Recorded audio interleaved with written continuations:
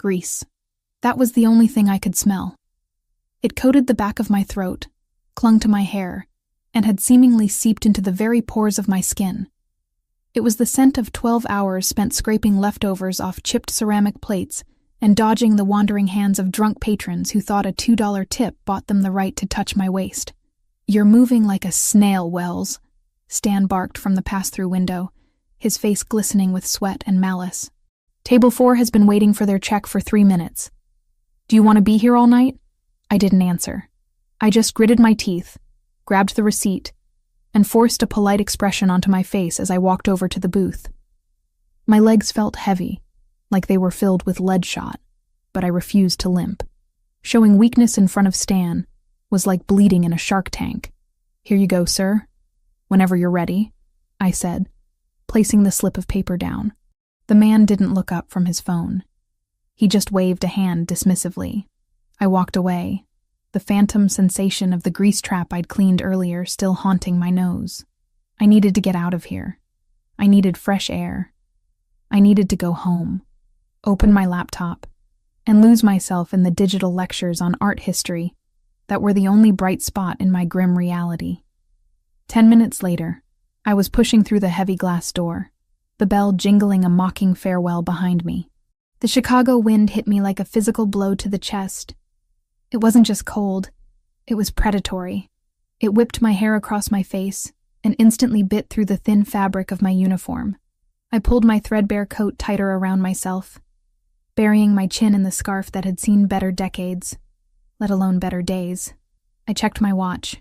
11:42 p.m. The last express bus to the south side left in 8 minutes. If I missed it, I'd be stuck waiting for the local, which added 40 minutes to a commute that was already dangerous enough at this hour.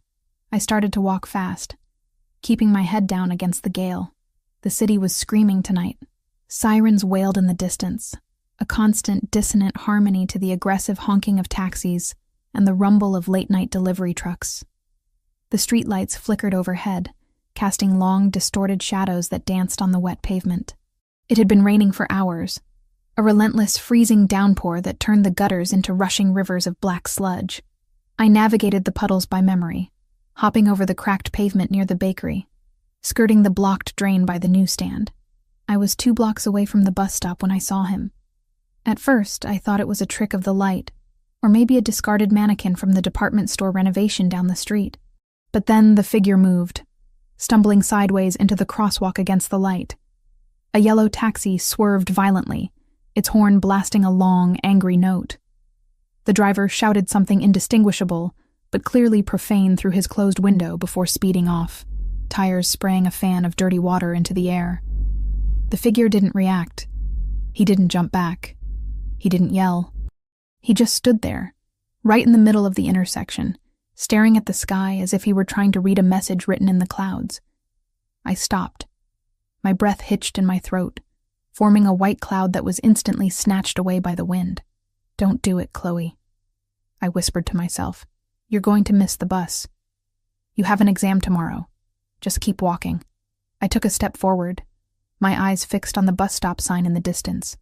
I could see the headlights of the express bus turning the corner 3 blocks down. It was coming. I could make it if I ran. Then another car, a dark sedan, locked its brakes, screeching to a halt inches from the man's legs. The driver leaned out, screaming, "Get out of the road, you lunatic!" The man in the street turned slowly. Even from this distance, I could see he looked confused. He was holding something to his ear. My stomach dropped. He looked terrified. Not the fear of someone almost hit by a car, but the primal, wide-eyed fear of a child lost in a supermarket. "Damn it!" I hissed through my chattering teeth. I pivoted on my heel and ran, not toward the bus, but toward the intersection. The water soaked through my canvas sneakers instantly, freezing my toes, but I ignored it. I dodged a bicycle courier who didn't have lights on, ignored his shout of protest, and sprinted onto the asphalt. "Sir!" I yelled, waving my arms to alert the oncoming traffic. "Sir, you have to move!" He didn't hear me. The wind stole my voice. He was wearing a suit, I realized as I got closer.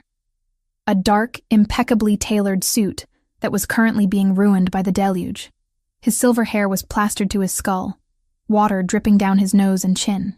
I reached him just as a delivery truck barreled down the street, its air horn blasting. I didn't think. I grabbed the sleeve of his soaking wet jacket and yanked him backward with every ounce of strength I had left after my shift. "Move!"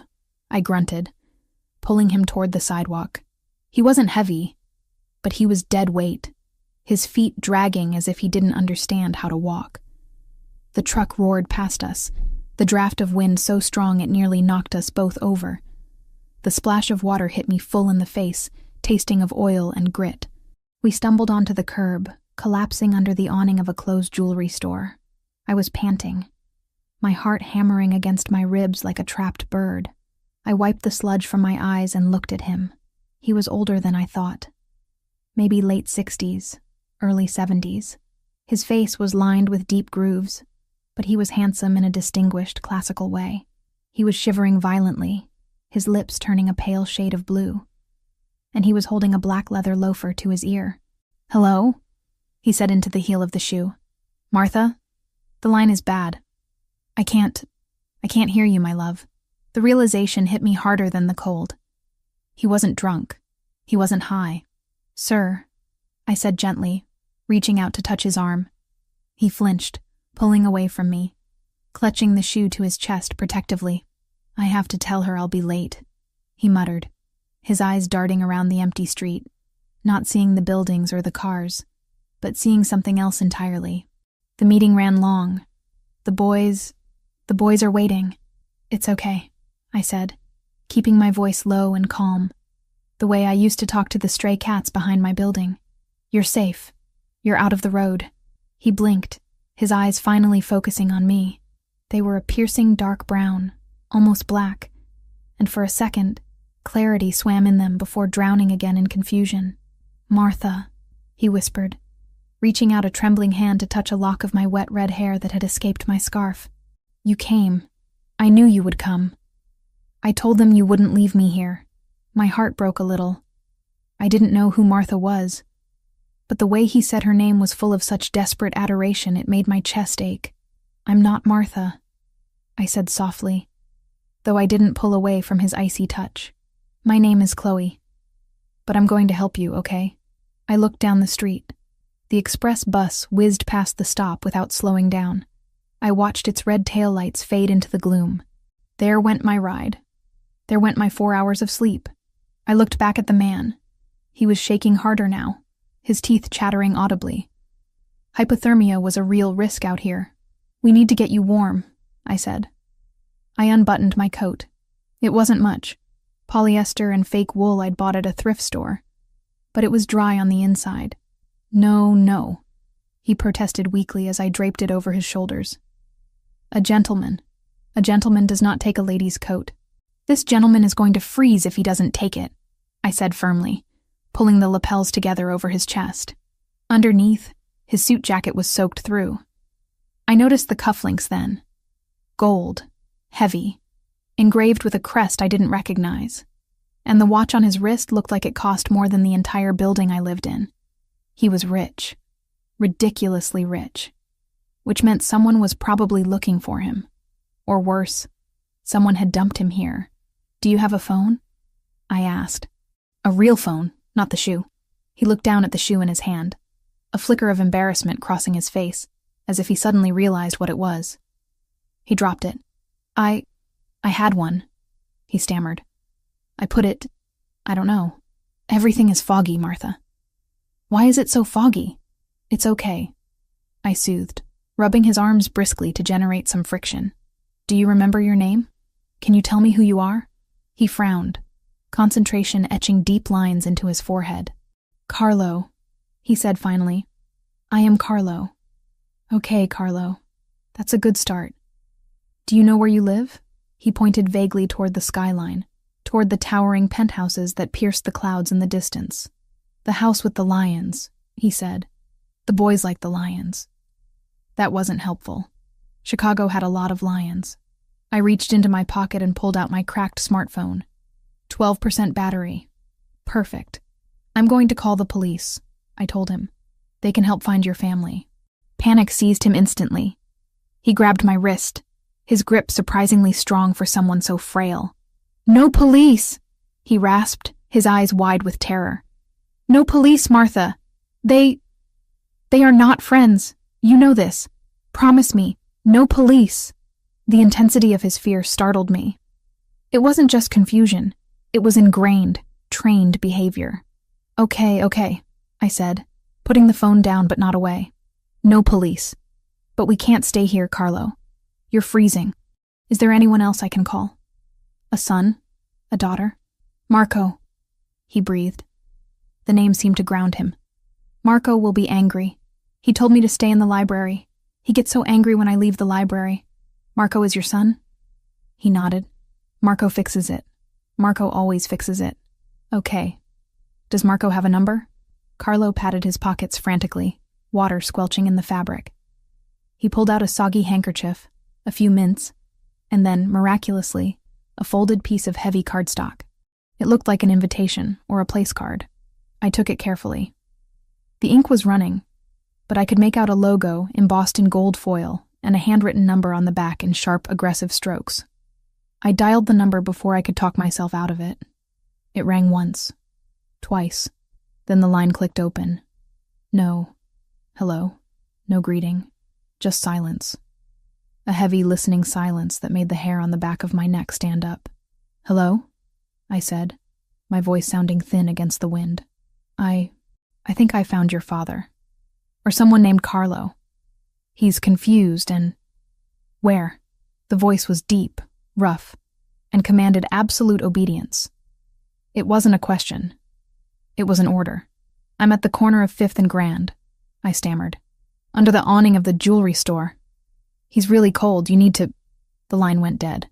I stared at the phone. "Well, he's rude," I muttered, shoving the device back into my pocket. "Marco is coming?" Carlo asked, hope lighting up his face. "I think so," I said. "Come on, let's stand closer to the wall. The wind is shifting." We stood there for what felt like an eternity, but my phone said it was only 4 minutes. I tried to keep Carlo talking, asking him about the lions and the library, but he was fading again, shivering so hard his teeth clicked together rhythmically. I wrapped my arms around him, sharing what little body heat I had, ignoring the way the cold seeped into my uniform, turning my skin into ice. I was beginning to regret calling the mystery number instead of an ambulance when the sound changed. The usual city noise, the distant sirens, the random honks, was suddenly drowned out by the roar of engines. Deep, guttural engines. 3 black SUVs tore around the corner, moving in a tight formation that looked practiced, military. They ignored the red light, ignored the lanes, and swerved directly toward us. My instinct screamed, "Danger." "Carlo, get behind me," I said, my voice trembling but my feet planting themselves firmly on the concrete. The vehicles screeched to a halt in a semicircle, blocking us in against the storefront. The headlights were blinding, pinning us like insects on a display board. I squinted, raising a hand to shield my eyes. Doors flew open in perfect synchronization. Men poured out. They weren't police. They weren't paramedics. They were massive, dressed in dark suits that absorbed the light. And they were armed. I saw the glint of metal in the hand of the man closest to us. A gun. A real gun. "Oh God," I breathed. Carlo whimpered behind me. "The bad men," he whispered. "Martha, the bad men are here." The fear in his voice galvanized me. I didn't know who these people were. Kidnappers, gang members, enemies of this Marco. But I knew one thing. I wasn't going to let them hurt a confused old man who just wanted to go home to his library. "Stay back," I yelled, stepping fully in front of Carlo, spreading my arms to shield him. It was a ridiculous gesture. I was 5'4" and armed with a name tag and a soaking wet apron. They were giants with firearms. But I didn't move. "I said stay back," I screamed again over the rain. "If you touch him, I swear to God, I'll scream until the cops come." The men hesitated. Not because they were afraid of me, but because they seemed confused by me. They lowered their weapons slightly, glancing at each other. Then, the back door of the middle SUV opened. The atmosphere changed instantly. The other men stiffened, straightening their posture. A man stepped out. He didn't rush like the others. He moved with a terrifying, predatory grace. He was tall, broad-shouldered, wearing a black wool coat with the collar turned up. The rain seemed to avoid him, or maybe he just didn't care about it. He walked into the circle of light, and I stopped breathing. He was devastatingly handsome, but in the way a storm is beautiful, dangerous, powerful, and utterly indifferent to your survival. His hair was jet black, slicked back from a face composed of sharp angles and hard lines. His jaw was set in stone, but it was his eyes that froze me. They were dark, endless pits of obsidian, devoid of warmth or mercy. He scanned the scene, taking in his men, the street, and finally me. He looked at me shielding the old man. He looked at my shaking hands, my defiant stance, my ruined uniform. He didn't blink. He walked straight toward me. "Don't come any closer," I warned, my voice cracking. "I have pepper spray." I didn't. I had a stick of gum and a lip balm. The man stopped 3 feet away. He towered over me, blocking out the headlights, blocking out the rain, blocking out the world. He smelled of ozone, expensive leather, and something smoky and dark. He looked over my head, his gaze landing on the shivering figure behind me. "Papa," he said. The word was soft, but it carried a weight that made the pavement vibrate. Carlo peeked out from behind my shoulder. "Marco," he quavered. I lost my shoe." The man, Marco, closed his eyes for a brief second, and I saw a crack in the armor. A flash of relief so profound it looked painful. But it was gone as quickly as it came, replaced by the mask of stone. He looked back down at me. His gaze felt like a physical touch, heavy and invasive. He looked at my arms spread wide to protect his father. He looked at his father wearing my cheap thrift store coat, while I stood in the freezing rain in nothing but a thin polyester waitress dress. "You," he said. His voice was the same one from the phone, deep and rough, vibrating through my chest. "Step aside." "No," I said, surprised by my own audacity. "How do I know you're Marco? Prove it. Tell me something only his son would know." The men behind him gasped. One of them took a step forward, raising his gun. "Boss, she's—" Marco raised a hand, silencing the man instantly. He didn't look away from me. For the first time, a flicker of something appeared in those dark eyes. Not anger. Curiosity. "He thinks the stone lions at the library guard his books," Marco said, his voice low, intimate amidst the chaos. "And he calls everyone he trusts Martha." The air left my lungs. Carlo let out a happy sigh behind me. "It is Marco," Carlo said, patting my shoulder. "See, Martha? Marco fixes it." I slowly lowered my arms. My adrenaline crashed, leaving me trembling so hard I could barely stand. "Okay," I whispered. "Okay. He was in the road. He's really cold." Marco stepped past me, closing the distance to his father in one stride. The transition was jarring. The terrifying predator vanished, replaced by a gentle giant. He stripped off his own heavy coat and wrapped it around Carlo, over my coat. "I've got you, Papa," he murmured, guiding the old man toward the car. "I've got you. Why did you leave the house?" "The rain," Carlo mumbled. "I wanted to feel the rain." Marco's jaw tightened. He handed his father to 2 of the guards, who handled the old man with surprising tenderness, helping him into the back of the SUV where it was warm. I stood alone on the curb. The adrenaline was gone, replaced by the biting cold. I was soaked to the bone, my teeth were chattering uncontrollably, and I had missed my bus. I was stranded. I hugged my arms around myself, trying to stop the shaking.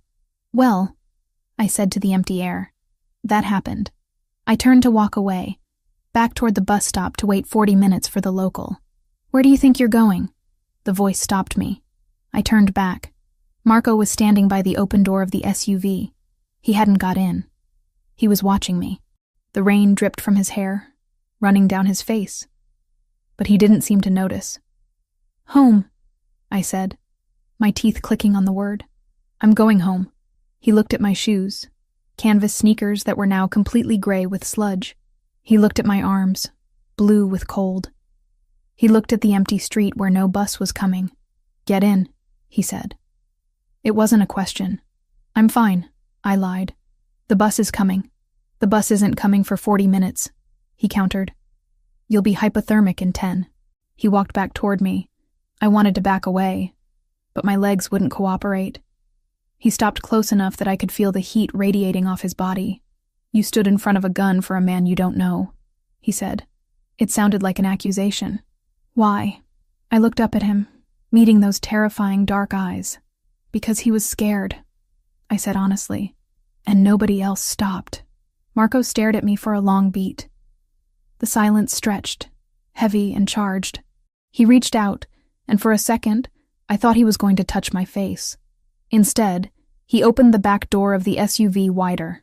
Get in, he repeated, his voice softer this time, but no less commanding. I'll take you home. I can't, I said. I don't know you. You have guns. You're dangerous. I am, he agreed without hesitation. But I owe you a debt. And DeLucas always pay their debts. Get in the car, Chloe. He knew my name. I hadn't told him my name. Carlo must have said it. Or maybe he just knew things. I looked at the warm leather interior of the car. I looked at the dark, freezing street. I looked at Marco, who looked like he could snap my neck with one hand, but who had just wrapped his father in a coat like a precious porcelain doll. If you try anything, I warned, I really do have pepper spray. One corner of his mouth quirked up. It wasn't a smile, not really. But it was close. Understood, he said. I climbed into the car. The warmth hit me instantly, wrapping around me like a blanket. I slid across the leather seat, sitting next to Carlo, who was already half asleep. Marco got in after me, closing the door and sealing out the storm. The silence inside was absolute. Drive, Marco said to the driver. As the car pulled away from the curb, gliding smoothly into the night, I leaned my head back against the seat and closed my eyes. I was warm. I was safe.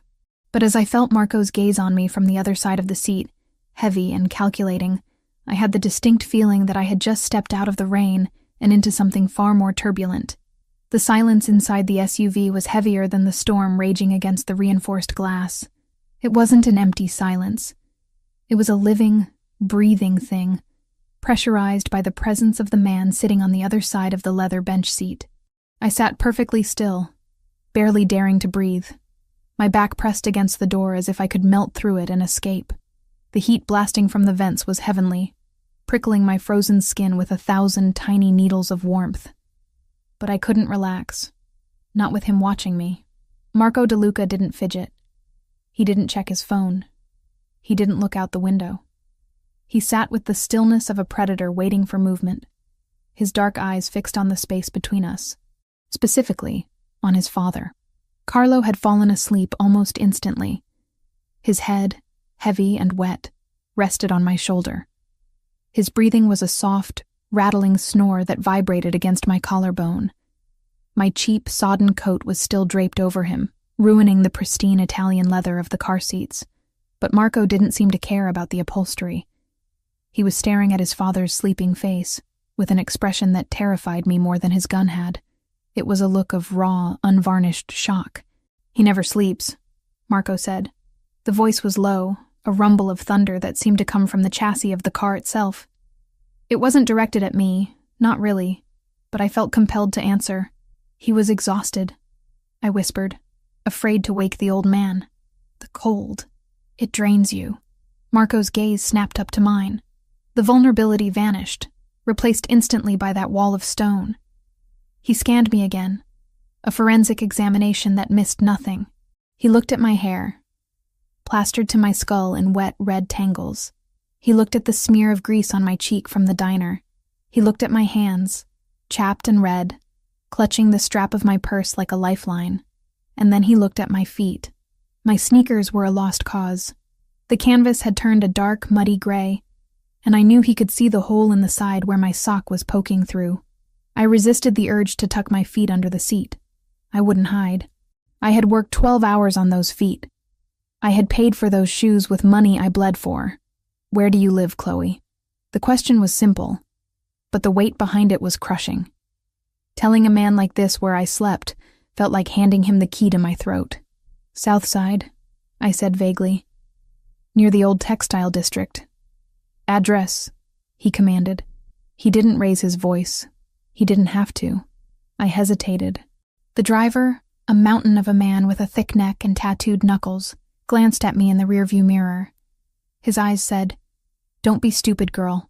Just answer." 4200 South Archer, I said, the numbers tasting like ash in my mouth. Apartment 4B. Marco nodded once to the driver. The car surged forward, weaving through the traffic with aggressive precision. For the next 20 minutes, nobody spoke. I focused on the rhythmic rise and fall of Carlo's chest against my arm. He smelled of rain and expensive aftershave, a sharp contrast to the stale fryer grease clinging to my uniform. He felt frail, like a bird with hollow bones, and my protective instinct, the one that had made me jump in front of a gun, was still humming under my skin. When the car finally slowed, I felt a familiar knot of shame tighten in my gut. My building was an eyesore even by the neighborhood's low standards. The brickwork was crumbling. The front door had been kicked in so many times it didn't close properly, and the security light above the entrance had been broken for 6 months. It looked exactly like what it was, a place for people who had run out of options. The SUV idled at the curb, looking like a spaceship that had landed in a landfill. "Thank you for the ride," I said, trying to shift Carlo's weight gently off my shoulder. The old man stirred, mumbling something about the library books, before settling back against the seat, his head now resting on the leather headrest. Marco reached out, his large hand cupping his father's cheek for a brief second. It was a gesture of such unexpected tenderness that I had to look away. "Wait," Marco said as I reached for the handle. He opened his door and stepped out into the rain. Before I could process what was happening, he had walked around the back of the car and opened my door. He offered me a hand. I stared at it. His hand was large, the fingers long and calloused, seemingly carved from marble. A gold signet ring glinted on his pinky. "I can walk," I said, ignoring his hand and stepping out onto the cracked sidewalk. My wet shoes squelched loudly, a humiliating sound in the quiet street. Marco didn't retract his hand. He just adjusted his cuff, his face impassive. "I'll walk you to your door. That's really not necessary. This isn't the kind of neighborhood where guys in suits just stroll around." "Exactly," he said, "which is why I'm walking you to your door." He slammed the car door shut and turned toward the building. He moved with an arrogant confidence that screamed ownership. He didn't look worried about muggers or gangs. He walked like he was the danger they should be worried about. I hurried to keep up, my shorter legs struggling to match his stride. We stepped into the vestibule, the smell of stale urine and boiled cabbage hitting us instantly. I saw Marco's nose twitch, a microscopic reaction, but he didn't say a word. We climbed the 3 flights of stairs in silence. The graffiti on the walls seemed brighter tonight, the insults and gang tags screaming for attention. I kept my eyes on the steps, praying that Mrs. Higgins wasn't cooking fish and that the drug dealer in 3C wasn't conducting business in the hallway. When we reached 4B, I stopped dead. My heart plummeted into my stomach. There, taped to the peeling paint of my door, was a bright red piece of paper. It was aggressive, loud, and impossible to miss. Notice of eviction. I closed my eyes, wishing the floor would open up and swallow me whole. I knew it was coming. I knew I was 2 months behind. But to have it plastered there, in front of him, I felt Marco move behind me. He wasn't crowding me, but his presence was a wall of heat at my back. He leaned in, reading the notice over my shoulder. I could feel his breath on my neck, hot and steady. He didn't ask how much it was. He didn't ask why I hadn't paid. He didn't ask if I had somewhere else to go. He just read it, absorbing the information like a computer processing data. "I have it handled," I lied, my voice sounding brittle and defensive. I ripped the paper off the door and crumpled it into a tight ball in my fist. "It's a mix-up with the bank." Marco looked down at me. In the harsh, flickering light of the hallway, he looked even more intimidating. The shadows clung to the hollows of his cheeks. "Go inside, Chloe," he said. Lock the door," he interrupted. "And turn up the heat. You're shaking." I hadn't realized I was shaking until he said it. I fumbled with my keys, my fingers numb and clumsy. Finally, the lock clicked. I pushed the door open, revealing the dark, cramped studio apartment that was my entire world. I turned back to say something. Maybe thank you, maybe goodbye, maybe go to hell. But he was already turning away. He walked toward the stairs without looking back, his heavy footsteps echoing on the concrete. I went inside and locked the door. I engaged the deadbolt, then the chain. Then I slid down against the wood and buried my face in my knees. The crumpled eviction notice still clutched in my hand. I didn't sleep that night. I sat by the radiator, wrapped in my duvet, shivering as the adrenaline crashed, and the reality of my life set back in. The next morning was a blur of misery. I woke up with a pounding headache and a throat that felt like I had swallowed broken glass. My nose was stuffed, my limbs heavy, but I didn't have the luxury of a sick day. I dragged myself into the shower, praying the hot water wouldn't run out. It did, after 3 minutes. I was dressed and trying to make my hair look presentable when my phone buzzed. It was a text from Stan. Don't bother coming in. Mr. Henderson saw the cops in the SUVs last night. He says you bring trouble. Pick up your final check next week. We're done. I stared at the screen, the white letters swimming before my eyes. Fired. Just like that. No warning, no conversation. Just a text message ending the only stream of income standing between me and the street. No, I whispered. No, no, no. I tried to call the diner, but it went straight to voicemail. I tried calling Stan, but he blocked me after one ring. Panic, cold and sharp, sliced through the fog of my cold. I sat on the edge of my pull-out couch and dumped the contents of my purse onto the cushion. $12 in cash, a handful of quarters. My debit card had a balance of $43. The eviction notice demanded $1,200 by Friday. I was done. I didn't cry. I was too tired to cry. I went into survival mode. I pulled my 2 battered suitcases from the top of the closet and started packing. Clothes, books, the few toiletries I had, my laptop, which was my most valuable possession, and my portal to the one thing that kept me sane, my art classes. I moved mechanically, folding t-shirts and stacking sketchbooks. I wrapped my only good painting, a watercolor of the Chicago skyline at sunset, in a towel and placed it gently in the bottom of the bag. I was taping up a box of kitchen supplies when a knock sounded at the door. Heavy. Authoritative. 3 sharp raps. My stomach twisted. The landlord. He was here to scream at me, to tell me to get out now instead of waiting for the sheriff. I stood up, wiping my dusty hands on my jeans. I took a deep breath, steeling myself for the confrontation. I would beg if I had to, just a few more days, just until I could find a shelter. I unlocked the deadbolt and pulled the door open. I know I'm late, Mr. Kowalski, but I just need... The words died in my throat. It wasn't my landlord. Marco DeLuca stood in the hallway. He looked different in the daylight, but no less dangerous. He was wearing a gray charcoal suit today, the fabric hugging his broad shoulders perfectly. He wasn't wearing a tie, and the top button of his white shirt was undone, exposing a glimpse of tanned skin. He filled the doorway, blocking out the light, blocking out the hallway, blocking out the oxygen. His eyes swept over the room behind me, landing immediately on the open suitcases and the half-packed boxes. His expression didn't change, but his jaw tightened slightly. Going somewhere? He asked. I gripped the doorframe, my knuckles turning white. I don't see how that's your business. May I come in? It was phrased as a question, but he stepped forward as he said it, forcing me to retreat or be trampled. I stepped back, and he walked into my tiny apartment, bringing the scent of ozone and expensive sandalwood with him. He looked out of place among my thrift store furniture and peeling wallpaper. He was a panther in a cardboard box. What do you want? I asked, crossing my arms over my chest to hide the stain on my sweatshirt. Did I forget something in your car? Did I scratch the leather? Marco turned to face me. He didn't look angry. He looked determined. My father woke up this morning, he said. I blinked. Okay, that's good. He asked for Martha. I told you, I'm not... I know who you are, Chloe Wells, he interrupted. 23 years old, student at the Institute of Art, online program, waitress at the Greasy Spoon until this morning, I assume. My blood ran cold. You checked up on me? I check on everyone who gets within 10 feet of my family, he said calmly. It's a precaution. But that's not why I'm here. He walked over to the stack of sketchbooks I had placed on the table.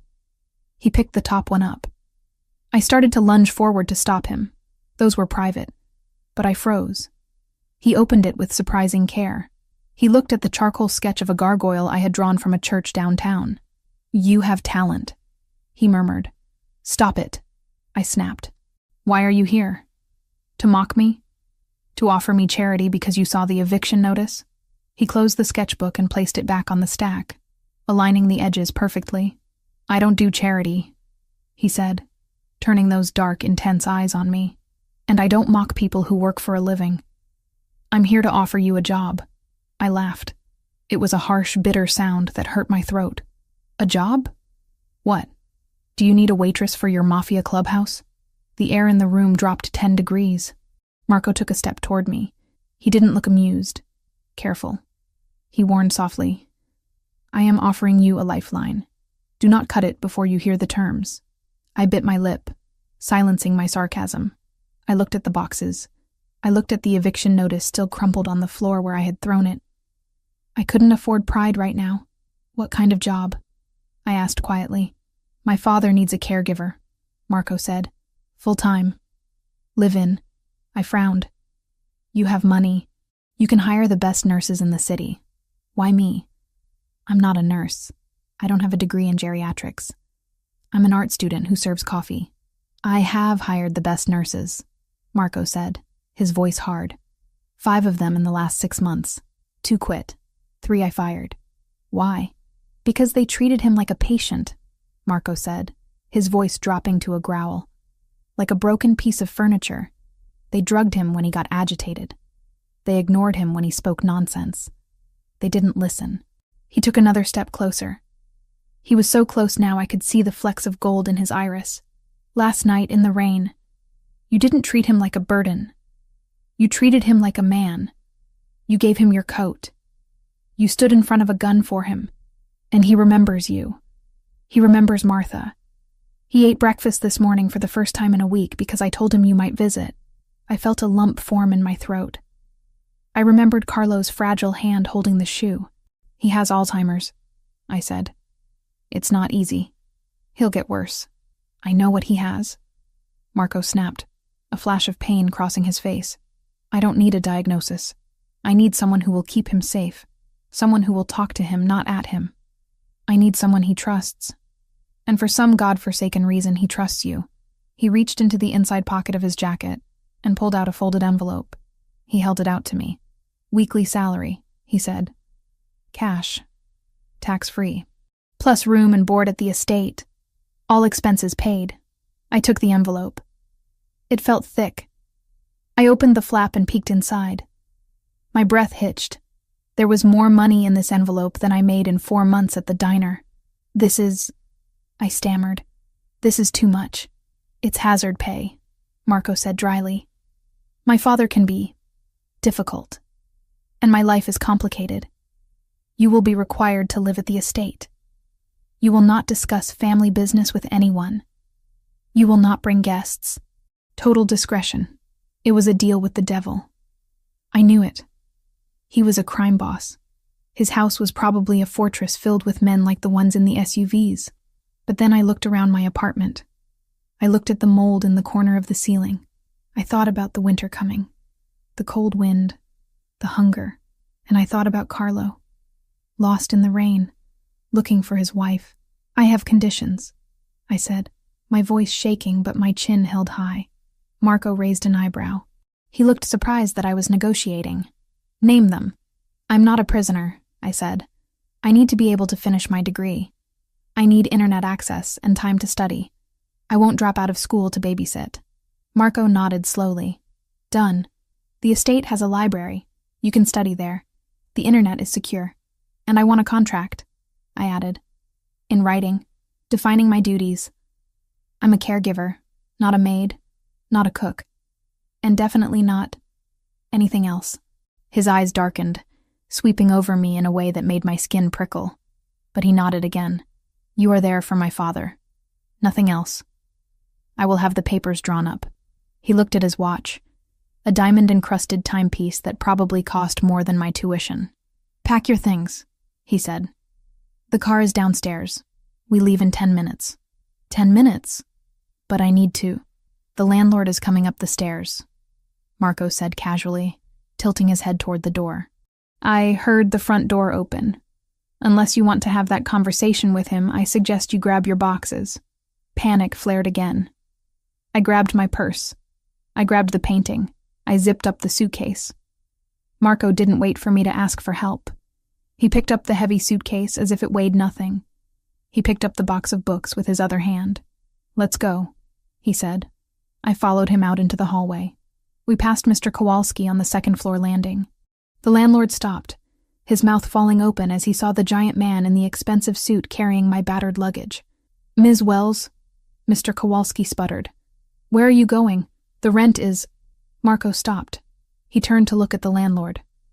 He didn't say a word. He just stared. A cold, dead stare that promised violence. Mr. Kowalski swallowed hard, stepping back against the wall, his face paling. Never mind, he squeaked. Good luck. We walked out into the sunlight. The black SUV was waiting.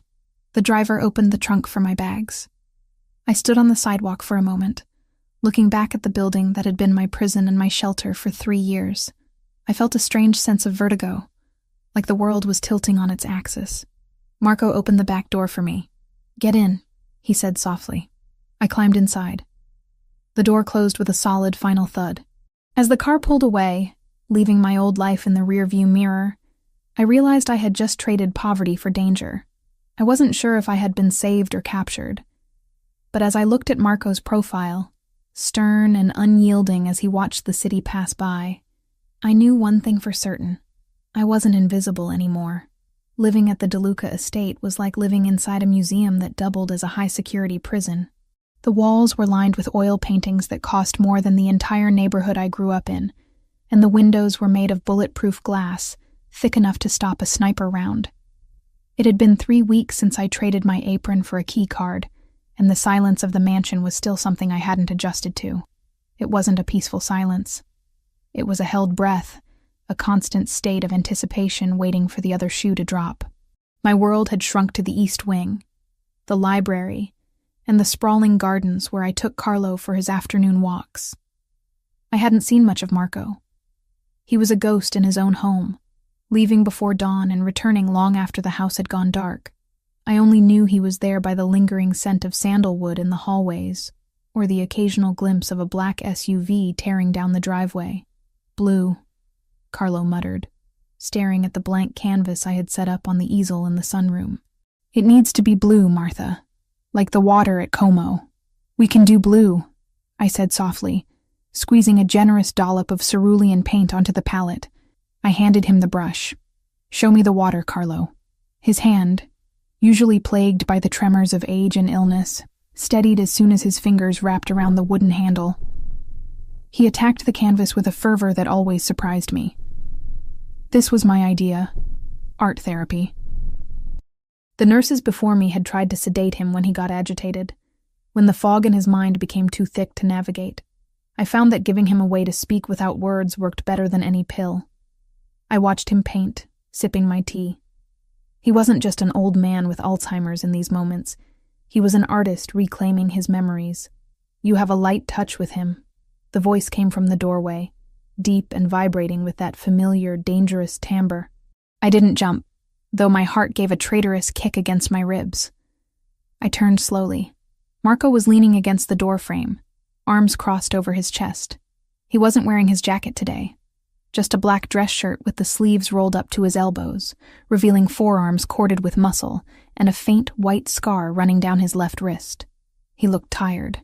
Not the physical exhaustion of a long shift, but the soul-deep weariness of a man carrying the world on his back.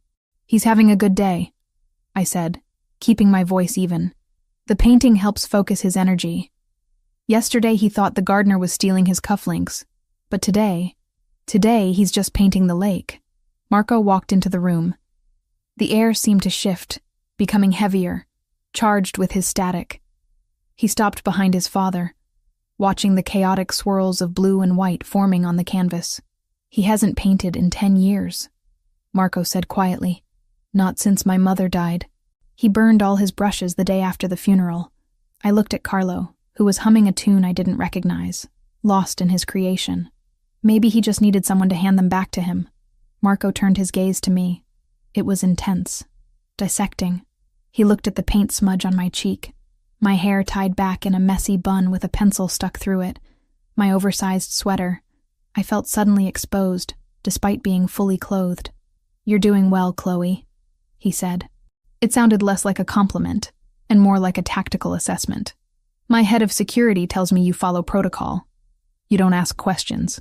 You don't try to leave the grounds." "I have everything I need here," I replied, gesturing to the stack of art history textbooks on the side table. "And the Wi-Fi is fast. I submitted my midterm paper yesterday." "Good." He took a step closer, invading my personal space. The scent of him, tobacco, rain, and that expensive soap, filled my senses. "But the quiet days are ending. I need you to be aware." "Aware of what?" "Changes," he said cryptically. "We have competitors. The Albanian faction is testing our borders. Security will be tighter starting tonight. You might see more men on the grounds. You're to keep my father inside the main house after sunset. No exceptions." I nodded, absorbing the information. "Is he in danger?" "Everyone near me is in danger," Marco said. "That includes you now." He didn't wait for a response. He turned and walked out, leaving me with the cold draft of his departure and the unsettling realization that the golden cage was about to get a lot smaller. The tension in the house didn't just rise, it solidified. Over the next few days, the atmosphere became suffocating. The jovial guards I had started to recognize were replaced by stone-faced men carrying automatic rifles. The windows were shuttered earlier. Even the staff, the cook, the maids, moved with their heads down, speaking in hushed whispers that died whenever I entered a room. I focused on Carlo. I kept him distracted with old records and painting sessions, shielding him from the mounting pressure. But I couldn't shield myself. It was a Tuesday night when the reality of Marco's world crashed into my routine. I was in the kitchen at 1 a.m. unable to sleep. I was making a cup of chamomile tea, watching the steam rise in the dim light of the stove hood. The house was silent, a tomb of marble and mahogany. The back door opened. I froze, gripping the mug. The keypad beeped, signaling a valid code, and the heavy lock disengaged. Marco walked in. He looked like a wreck. His suit jacket was missing. His white shirt was unbuttoned halfway down his chest, stained with dirt and dark, wet patches. His hair was wild, and there was a bruise forming rapidly along his jawline. He was breathing hard, favoring his left side. He stopped when he saw me. For a second, his hand twitched toward his waistband, a reflex that chilled me to the bone. Then he recognized me. "Chloe," he rasped. His voice sounded like it had been dragged over gravel. "You're hurt," I said, setting the tea down. I didn't scream. I didn't run. I walked toward him. "It's nothing," he grunted, moving toward the sink. He turned on the faucet, the water rushing out. He shoved his hands under the stream. "Just wine." Spilled a damn bottle of vintage red. I stopped beside him. I looked at the water swirling in the stainless steel basin. It was running pink, then red. Dark red. Thicker than wine. I looked at his hands. His knuckles were split open, raw and angry. There was dried blood, some his, some definitely not, caked under his fingernails. "That's a lot of wine," I said softly. He didn't look at me. He just kept scrubbing, his movements aggressive, almost desperate. It was a clumsy night. A disagreement with a business partner. Marco. I reached out and turned off the tap. The silence that followed was deafening. He stood there, water dripping from his hands, his chest heaving. He looked at me then, daring me to challenge his lie, daring me to be horrified. I wasn't horrified. I was pragmatic. I had grown up in a neighborhood where sirens were lullabies. I knew what violence looked like. I reached for the clean dish towel hanging on the oven door. I took his left hand in mine. It was huge, dwarfing my fingers. It was trembling slightly. You're going to get an infection if you scrub them raw like that, I said. I wet a corner of the towel with warm water and reached for the bottle of dish soap. Gently, methodically, I began to clean his knuckles. I wiped away the wine. I cleaned the grit from the cuts. I didn't ask who he hit. I didn't ask why he was bleeding from his side. Marco went still. He watched me work, his gaze burning the top of my head. He didn't pull away.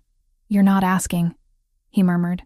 You pay me to care for your father and be discreet, I said, focusing on a particularly nasty gash on his index finger. Asking questions seems like a violation of the contract. Most people would run, he said. Or faint, or call the police. I've seen blood before, Marco, and I told you I needed this job. I'm not going to throw it away because you had a bad night. He let out a short, humorless laugh. A bad night. You have no idea. I finished cleaning his hands and dried them with the dry end of the towel. Then I looked at his side, where the shirt was stuck to his skin. Do you need a doctor for your ribs? No, he said sharply. Just a bruise. I'll tape it myself. Okay. I stepped back, putting a professional distance between us. There's fresh tea on the counter if you want it. It helps with the adrenaline. I turned to leave, intending to retreat to my room before my courage failed me. Chloe, I stopped at the doorway. Thank you, he said. The words were quiet, stripped of his usual command. Good night, Marco. I walked back to my room, my heart pounding a frantic rhythm against my ribs. I sat on my bed, staring at my own hands. They weren't shaking. I had touched the violence of his world, washed it off his skin, and I hadn't crumbled. I was stronger than I thought. Or maybe I was becoming something else entirely. Something that fit in this dark house. 2 days later, the storm hit. A real Midwestern thunderstorm that turned the sky green and rattled the window panes in their frames. The thunder was constant, a rolling artillery barrage that set Carlo on edge. I spent 3 hours reading to him in the library, trying to drown out the noise, until he finally succumbed to a nap in his leather armchair. I stretched, my back popping. The house was dark, the power flickering intermittently. I decided to go to the kitchen to fetch a glass of water. As I passed the study, Marco's sanctuary, a room I was strictly forbidden to enter, I heard a sound. It was a groan, low, pained, animalistic. I hesitated. Protocol said, keep walking. Survival instinct said, run away. But the sound came again, followed by the crash of glass shattering. I tried the door handle. Unlocked. I pushed the heavy oak door open. The room was pitch black, the heavy velvet curtains drawn tight against the flashes of lightning outside. Marco, I whispered. Get out! A voice snarled from the darkness. It was vicious, filled with agony. I didn't leave. I stepped inside, letting my eyes adjust. I saw a silhouette slumped over the massive mahogany desk. A lamp lay broken on the floor. Is it an attack? I asked, adrenaline spiking. Are you hurt? Light, he hissed. No light. My head. Migraine. I recognized the signs immediately. My mother used to get them. Blinding headaches that made her vomit and weep, triggered by pressure changes in the weather. It's the storm, I said, my voice dropping to a whisper. The barometric pressure. It feels like an ice pick, he groaned, burying his face in his hands. Get out, Chloe. I don't want you to see me like this. Shut up, Marco, I said gently. I moved into the room, navigating by memory and the faint gray light leaking from the hallway. I went to the wet bar in the corner. I found the ice bucket, miraculously full, and wrapped a handful of cubes in a linen napkin. I walked around the desk. He was trembling, his knuckles white as he gripped the edge of the wood. The mighty Don of Chicago, brought to his knees by his own biology. Lean back, I instructed. I said leave, he gritted out, though there was no heat in it, only pain. And I'm ignoring you. Lean back. He hesitated, then slumped back into his chair, his head lolling against the leather. I placed the cold compress over his eyes and forehead. He hissed in a breath, his body going rigid, then slowly relaxing as the cold began to numb the throbbing nerves. Better? I asked. Marginally, he muttered. I moved behind the chair. I hesitated for a fraction of a second, then placed my fingers on his temples. I began to massage, slow, circular motions, finding the tension points in his jaw and neck. He was coiled tight as a spring. "You carry too much tension," I whispered. "You need to breathe." "I can't breathe," he said, his voice sounding drugged by pain. "If I breathe, the wolves get in. The wolves are outside. The gates are locked. You can breathe for 5 minutes." He fell silent, letting me work. The only sound was the rain lashing against the glass and his rhythmic breathing. It was intimate in a way that cleaning the blood hadn't been. This was vulnerability. This was me holding his head in my hands, standing in the dark with a man who could order my death with a phone call. "My father," he said suddenly, his voice low. "He used to get these. Before the Alzheimer's took his mind. It took his peace. He told me it was the price of the crown. The head that wears it. It always hurts. It's a heavy crown." I agreed, moving my thumbs to the base of his skull. "I didn't want it," he confessed. The words hung in the air, heavy and treasonous. "I wanted to be an architect. I wanted to build things, not break them. But Carlo got sick. And my brother was weak. So I took it. You build things," I said. "You built a wall around your father. You built a safe place for him." He reached up, his hand closing over mine, stopping my movements. He pulled my hand down, pressing my palm against his cheek. His skin was burning hot against my cool fingers. He turned his chair, the leather creaking, until he was facing me. The ice pack fell to his lap. His eyes were open now, dark adjustment to the gloom allowing him to see me. They were red-rimmed, heavy with pain, but burning with something else. "You shouldn't be here," he whispered. "You're too bright for this room, Chloe. Too clean." "I'm not clean," I said, my voice shaking slightly. "I'm covered in paint and cheap lotion. And I'm not made of glass, Marco. You don't have to protect me from a headache. It's not the headache I'm protecting you from." He stood up. The movement was sudden, towering over me. The space between us evaporated. I could feel the heat radiating off him. The air in the room grew thin, charged with electricity that had nothing to do with the storm outside. He looked down at me, his gaze dropping to my lips, then back to my eyes. A hunger was there, raw and terrifying. He leaned in, his hand coming up to cup my jaw, his thumb brushing my bottom lip. My breath hitched. I wanted him to kiss me. God help me.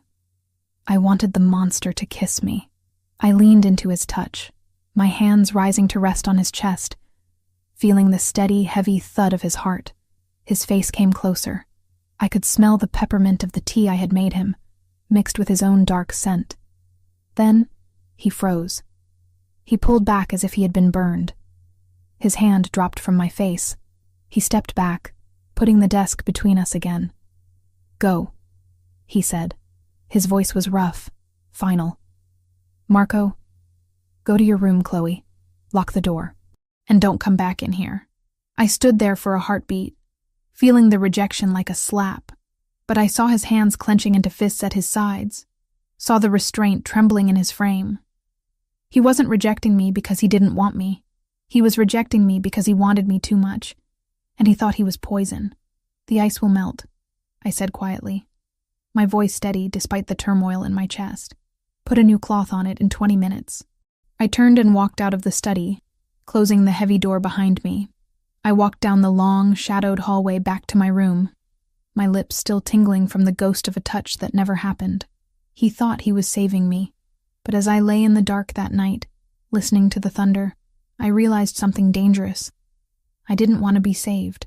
I wanted to be the one standing in the dark with him, and that realization scared me more than any gun or Albanian hitman ever could. The next morning, the distance was back. Marco was gone before I woke up, but on the kitchen counter, next to the coffee machine, there was a small box. Inside was a set of professional-grade watercolor brushes, sable hair, the kind I had drooled over in the art supply catalog but could never afford. There was no note. There didn't need to be. I ran my thumb over the velvet lining of the box. He had noticed. Amidst the blood, the migraines, and the gang wars, he had noticed what I needed. I looked out the window at the gray, post-storm sky. The game had changed. I wasn't just an employee anymore. And Marco DeLuca wasn't just a boss.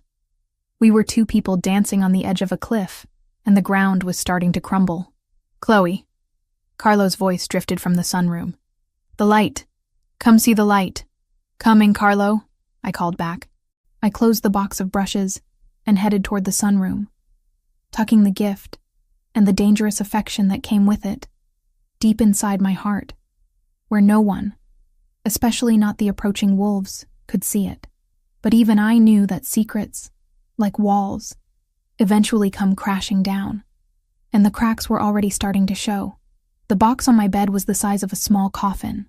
It was black velvet, embossed with silver lettering that spelled out the name of a designer I had only ever seen in glossy magazines stolen from the dentist's waiting room.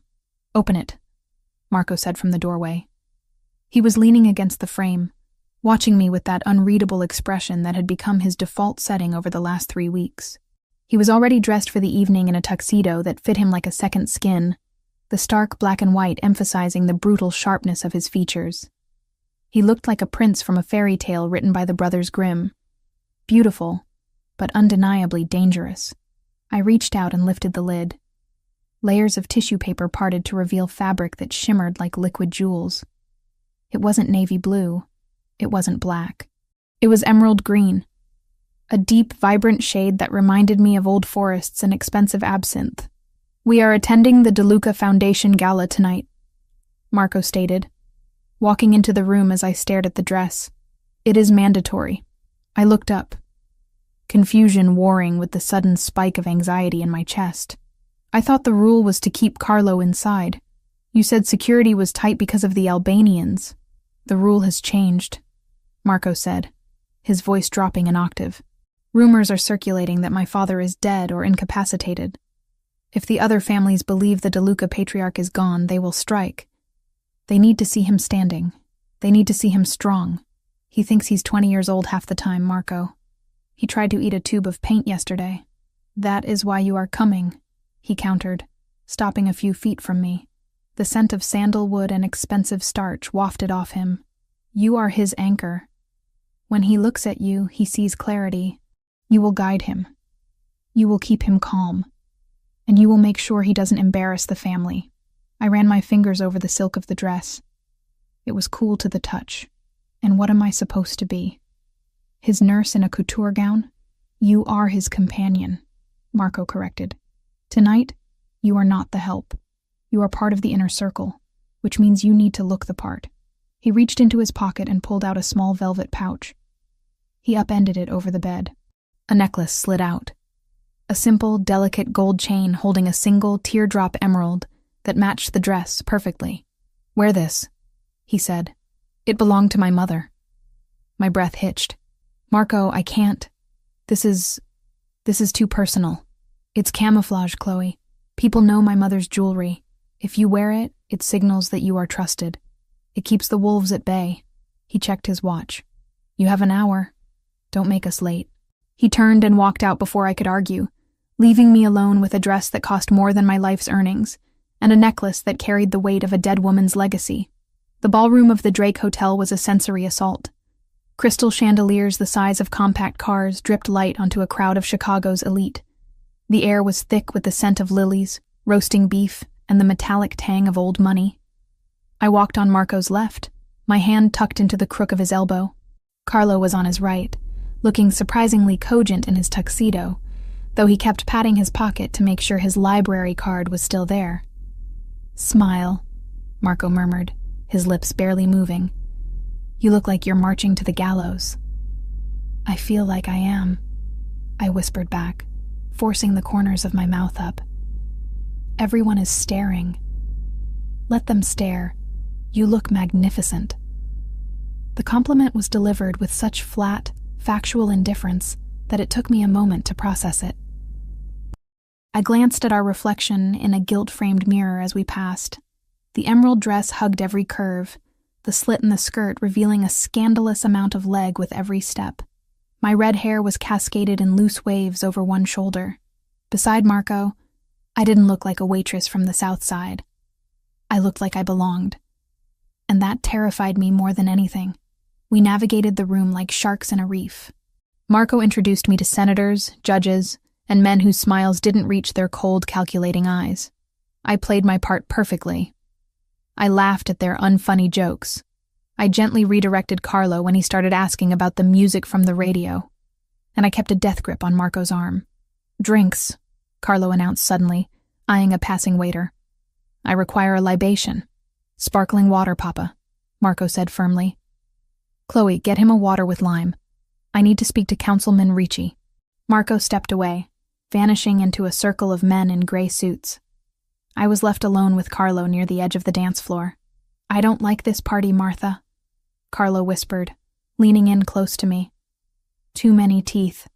"I know," I soothed, scanning the room for a server. "We'll get your water, and then find a quiet table." My eyes landed on a waiter moving through the crowd about 20 feet away. He was carrying a large silver tray loaded with champagne flutes. I frowned. Something was wrong. I had spent 4 years waiting tables. I knew the rhythm of service. I knew the server walk. That specific glide you adopt to keep liquids from spilling. This man wasn't gliding. He was marching. His shoulders were tense, hiked up around his ears. And he wasn't looking at the glasses or the guests. His eyes were darting toward the exits, scanning the perimeter, checking the balcony. He passed another waiter, a younger man with the hotel's logo on his vest, and they didn't nod or acknowledge each other. The man with the tray pivoted sharply, heading not toward the thirsty guests, but toward the VIP dais where Marco was currently shaking hands. I looked down at his feet. Waiters wore dress shoes. Cheap, polished, slip-resistant dress shoes. This man was wearing heavy, thick-soled tactical boots. My stomach dropped to the floor. I scanned the room again, my heart hammering a frantic rhythm against my ribs. I saw another one near the kitchen doors. Same stiff posture, same wandering eyes, same boots. And he was holding his serving napkin over his right wrist in a way that looked unnatural, bulky. "Carlo," I said, my voice tight. "We need to go to Marco, now. But the water..." "Forget the water." I grabbed Carlo's arm, ignoring proper etiquette, and steered him aggressively through the crowd. I didn't care if I stepped on toes or spilled drinks. I had to get to Marco. He was standing near a pillar, deep in conversation with a man who looked like a bulldog. When Marco saw me approaching, his brow furrowed. He opened his mouth to reprimand me for interrupting, but the look on my face must have stopped him. I didn't stop until I was right in his personal space. I stood on my tiptoes, pressing my chest against his arm, feigning intimacy so I could whisper in his ear. "The waiters," I hissed. "The one with the champagne near the pillar, and the one by the kitchen. They're fake." Marco went rigid. He didn't look around. He didn't panic. He just placed his hand on the small of my back, his fingers digging into the silk. "Explain," he breathed. "They're wearing tactical boots." I whispered rapidly. "They're not serving anyone. They're moving in a pincer formation toward the dais. And the one by the kitchen, he has something under his napkin. It's too heavy to be a corkscrew." Marco didn't question me. He didn't ask if I was sure. He didn't hesitate. "Ricci," Marco said to the man he was talking to, his voice calm but infused with steel. "Take my father to the car. Use the east exit. Now." Ricci nodded once, grabbing Carlo's elbow. "Come, Don Carlo. Let's get that drink." As soon as they turned, the energy in the room shifted. It was subtle, a vibration in the air. The fake waiter near the pillar locked eyes with Marco. He realized he had been made. The man reached under his tray. "Down!" Marco roared. He tackled me. His arm hooked around my waist, sweeping me off my feet as he threw us both behind the massive marble pillar. Gunfire erupted. It wasn't the pop, pop, pop of movies. It was a deafening, thunderous crack that shattered the air. Glass exploded everywhere. Screams tore through the ballroom, high-pitched and terrified. I hit the floor hard, Marco's heavy body covering mine completely.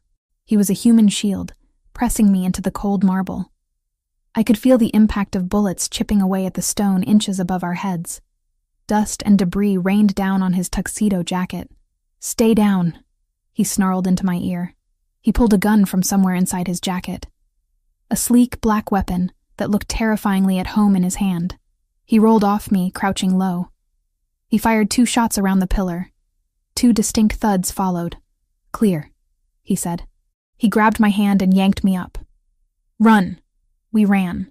Not toward the exit where the panic was bottlenecking the crowd, but toward a service door concealed in the paneling. Marco kicked it open, and we spilled into a narrow concrete corridor that smelled of garbage and stale smoke. He didn't stop. He dragged me down the hallway, past confused kitchen staff, down a flight of stairs, and into a sub-basement storage room filled with linens. He slammed the heavy metal door shut and threw the deadbolt. Only then did he stop.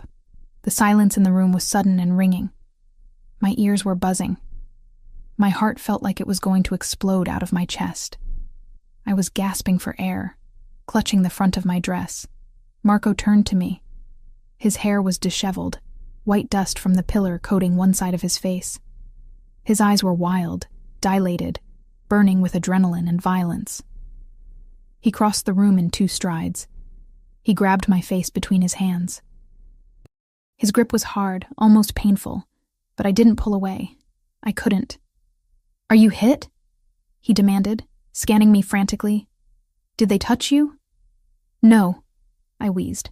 "No, I'm okay. Marco, your father. Ricci has him. He's safe." He pressed his forehead against mine, his breathing ragged. "You saw them. How did you see them?"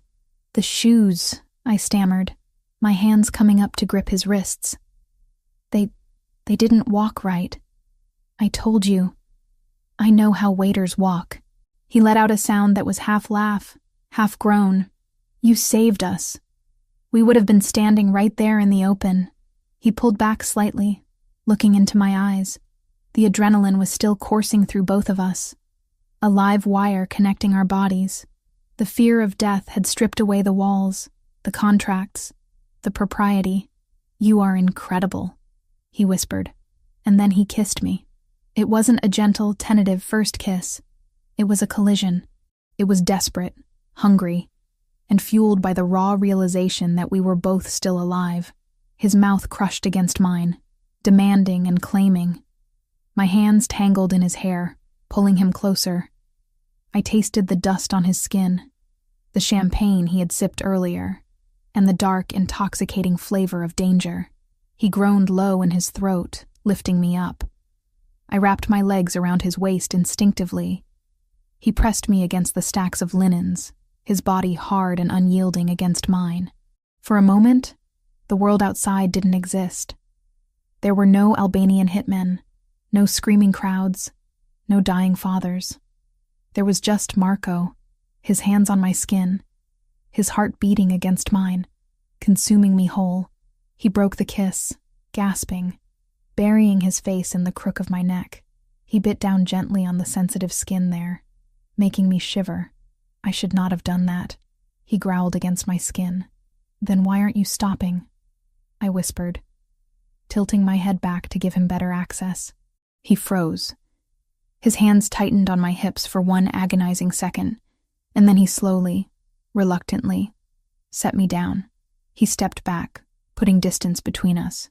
He ran a hand through his hair, trying to regain his composure, trying to put the mask back on. But I saw the cracks. I saw the way his chest heaved, the way his eyes lingered on my swollen lips. "We need to move," he said, his voice rough. "My security team will be sweeping the building. We need to get you to the safe house." "Marco," I said, reaching out to touch his arm. He flinched, but he didn't pull away. He looked at my hand on his sleeve, then up at my face. "Everything has changed, Chloe," he said grimly. "They didn't just attack a party. They attacked us. You are a target now." "I know," I said. I wasn't shaking anymore. The fear had been burned away by the fire he had ignited in me. "I'm not leaving." He looked at me for a long moment, a mix of pride and terror in his eyes. "I know," he said. "God help us both." He took my hand, not gripping my wrist like a prisoner, but interlacing his fingers with mine. "Stay behind me," he commanded, drawing his gun again. "And don't let go." "Never," I promised. He opened the door, and we stepped back into the darkness, hand in hand, ready to face whatever war was waiting for us on the other side. The silence in the safe house was worse than the screaming at the gala. It was a suffocating, heavy blanket that smothered every room. We had been extracted from the Belmont Hotel 3 hours ago, leaving behind shattered glass and a city in chaos, only to retreat to Marco's fortress on the cliffs overlooking Lake Michigan. I sat in the command center, wrapped in a coarse wool blanket, clutching a mug of coffee that had gone cold an hour ago.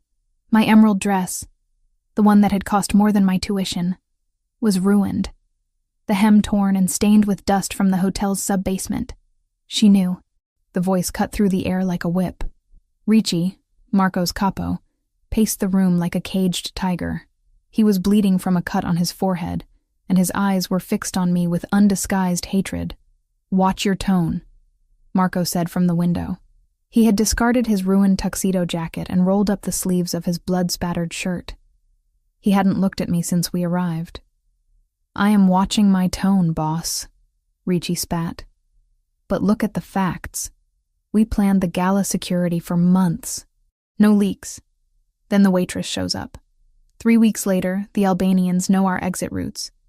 And she spots the shooters before my trained men do. I spotted them because your men were looking at jewelry, not shoes," I said, my voice hoarse. "I know what a waiter looks like. Those men moved like soldiers." Ricci slammed his hand on the table. "Convenient. Maybe you spotted them because you knew they were coming. Maybe this was a setup to make you look like a hero." "Enough." Marco turned. The single word killed the noise in the room. He walked to the table and leaned in toward Ricci. "She saved my father. If she were the mole, she would have let them take us on the dais. We were exposed. Or she's playing the long game," Ricci argued, though his voice lost some edge.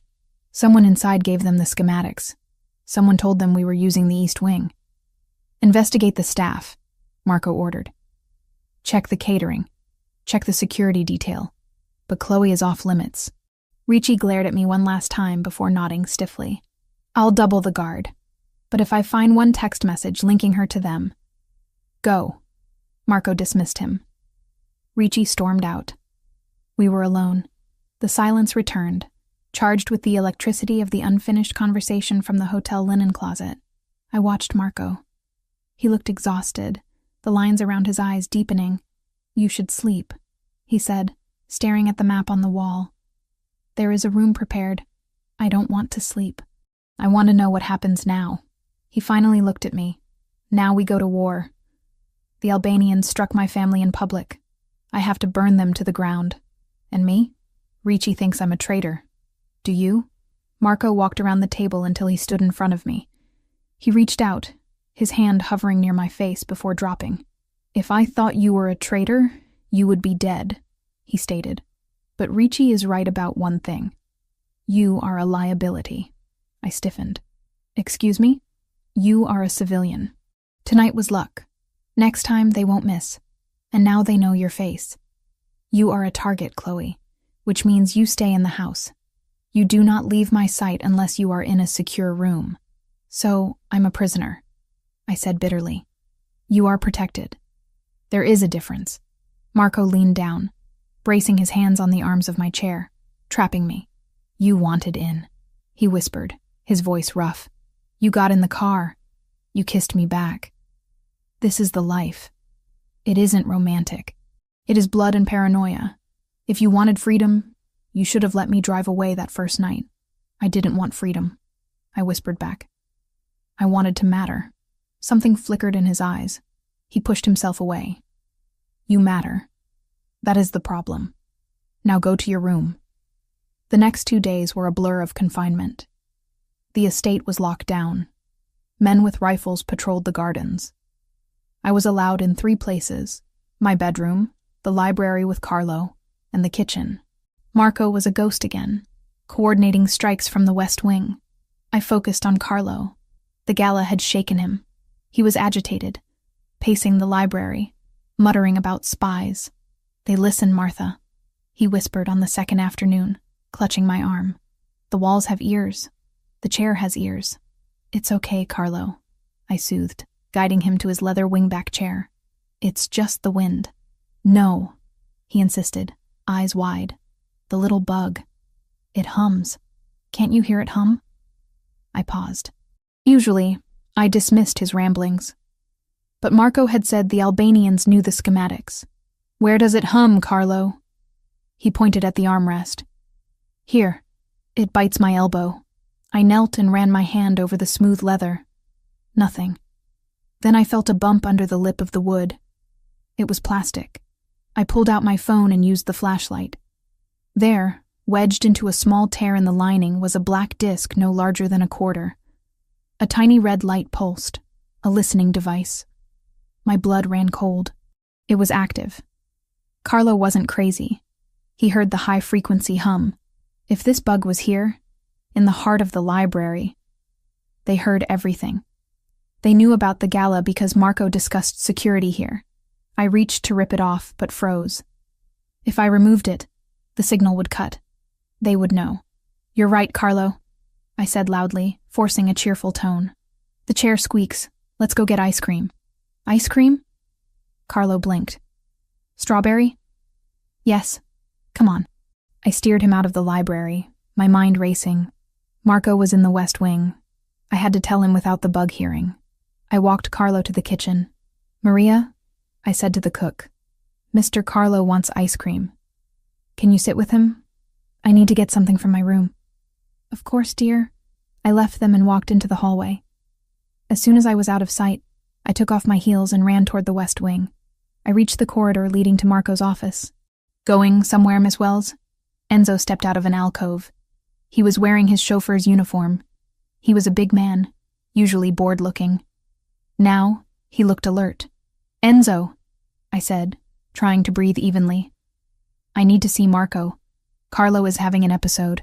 The boss is busy, Enzo said, blocking my path. And Carlo is eating ice cream. I checked the kitchen feeds. He took a step toward me. You look nervous. Did you find something you weren't supposed to? He knew. He must have been monitoring the bug. I don't know what you're talking about, I lied, backing away.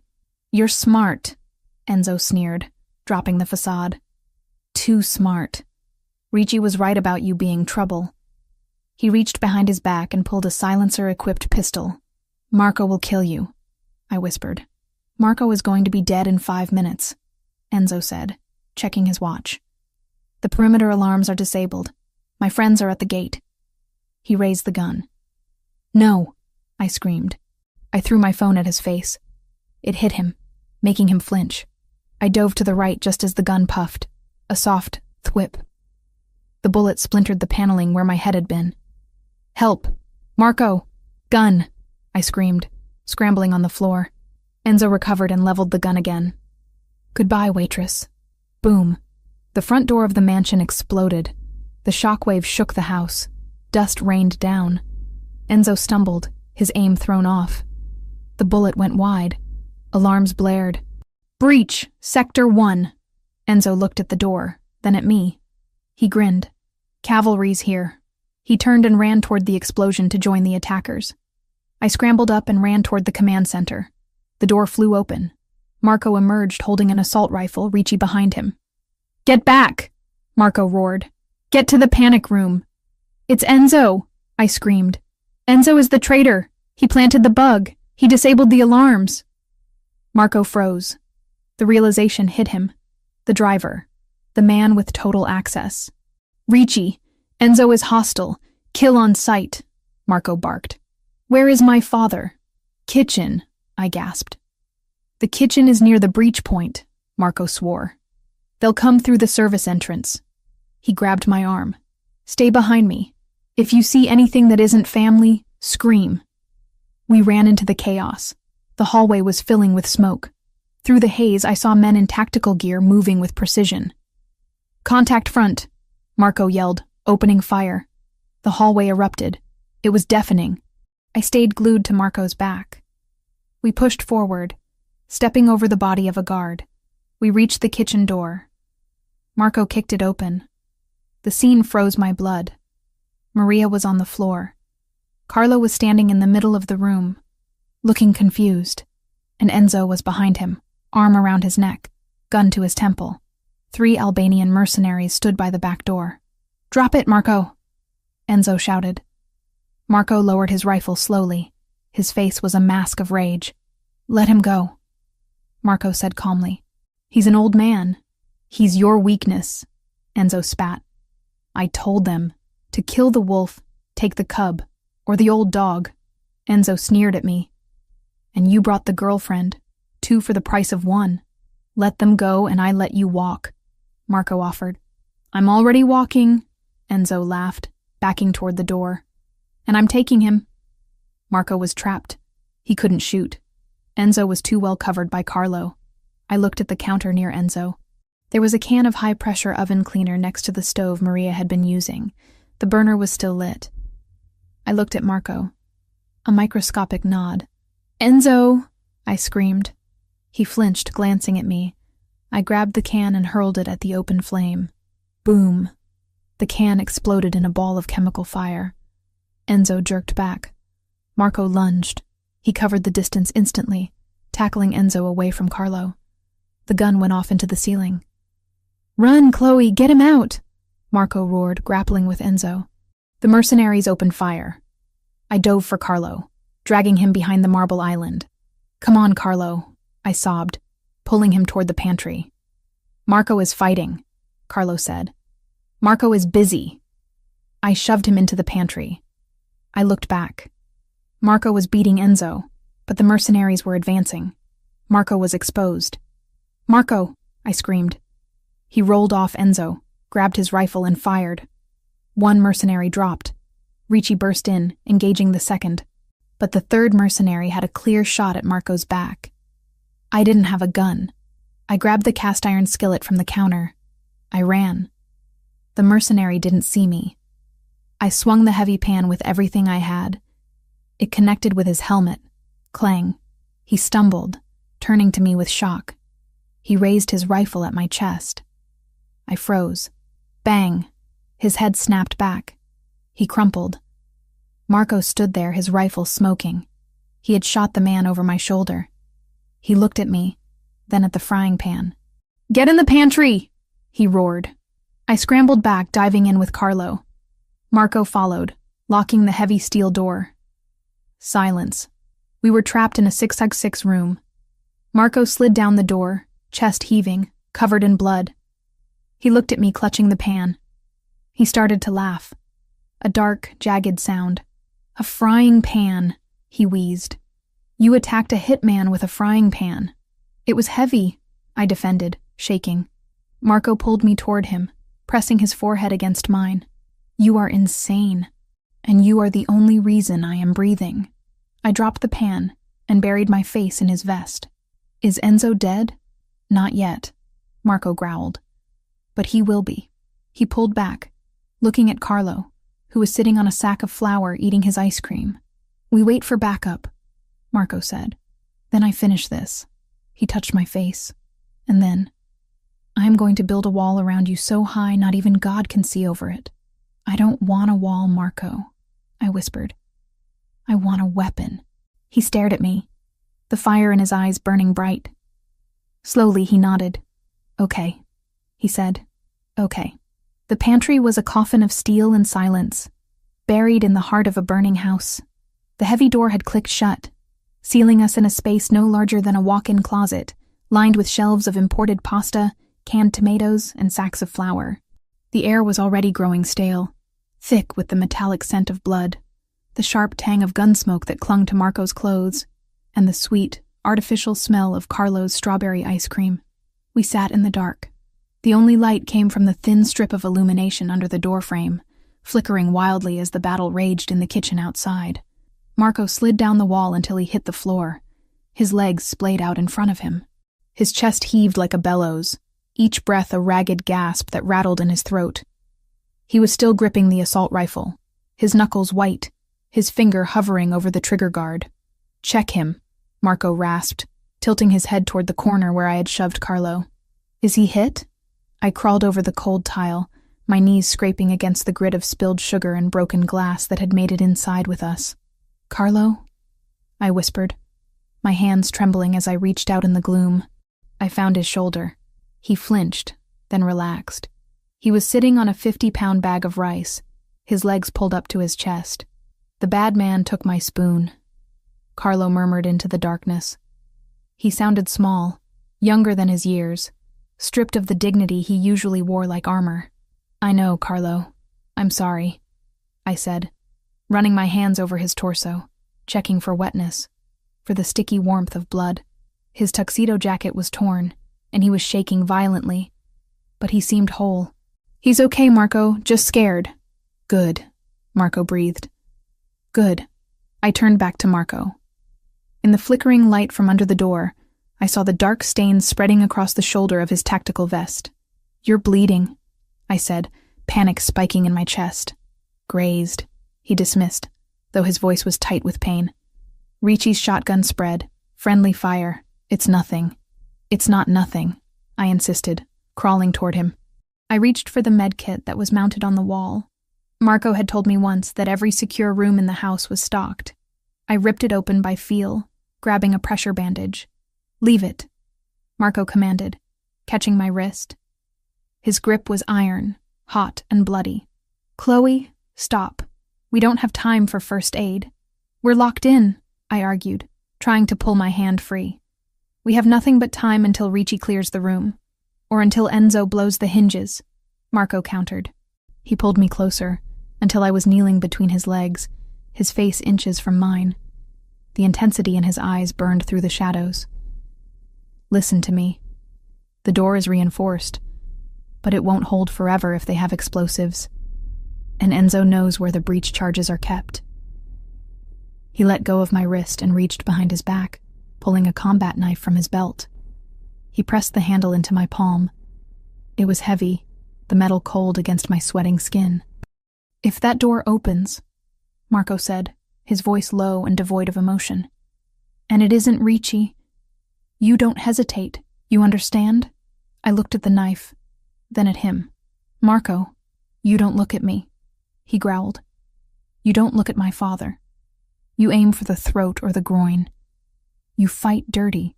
You fight to kill, because if they take you alive, Chloe, what they will do to you to get to me." He didn't finish the sentence. He didn't have to.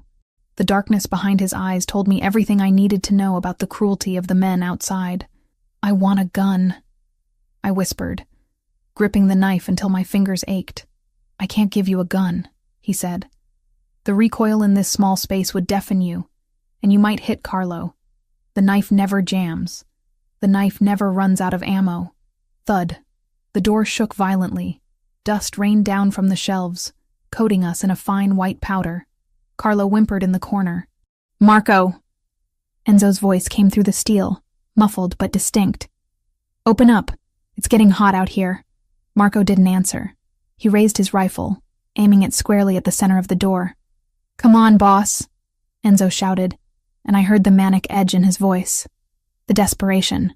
"The Albanians are pulling back. They left me. Let me in and we can talk. I have intel. I know who paid for the hit." Marco stayed silent.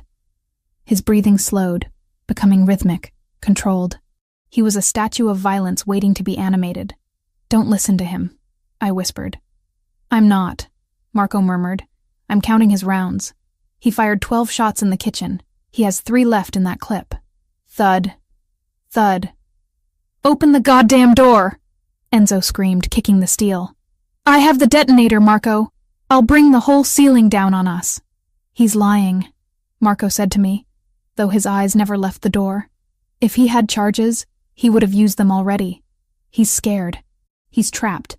Suddenly, the gunfire outside intensified. It wasn't the sporadic pop of pistols anymore. It was the heavy, rhythmic thrum of automatic weapons, a different caliber. "Ricci," Marco said, a grim smile touching his lips. We heard screaming, not the angry shouts of soldiers, but the terrified cries of men who realized they were no longer the hunters. The sound of boots stomping on tile, the wet, sickening crunch of impact. "Clear left," a voice roared. "Sector 4 clear." "Kitchen! Suppressing fire!" It was Ricci. "Marco!" Ricci's voice boomed, close now, right outside the door. "Status!" Marco didn't lower the rifle. "Code black," he shouted back. "Confirm secure." "Sector secure," Ricci yelled. "Hostiles neutralized. 1 prisoner secured." Marco let out a breath that seemed to deflate his entire body. He lowered the weapon, resting his forehead against the barrel for a split second. "Open it," Marco commanded. The lock tumbled. The heavy bolts retracted with a groan of metal on metal. The door swung open. The light was blinding. I raised my hand to shield my eyes, blinking against the sudden brightness. The kitchen was a slaughterhouse. The pristine white marble island was chipped and pockmarked with bullet holes. The cabinets were shattered. The air was thick with smoke and the smell of cordite. Bodies lay on the floor. The mercenaries in their tactical gear, twisted in unnatural angles. And in the center of the room, on his knees, was Enzo. He was a wreck. His face was swollen, blood streaming from a broken nose. His hands were zip-tied behind his back. 2 of Marco's security guards stood over him, guns pressed to the back of his head. Enzo looked up as we emerged from the pantry. His eyes found Marco, and for the first time, I saw true terror. Marco stepped out first. He looked like a demon rising from the pit. He was covered in white flour dust and red blood. He limped slightly, favoring his left leg, but his presence filled the room, sucking the oxygen out of the air. I followed him, still clutching the knife. I went straight to the counter, grabbing a bottle of water, my hands shaking so hard I could barely unscrew the cap. I needed to wash the taste of fear out of my mouth. Marco walked over to Enzo. He didn't rush.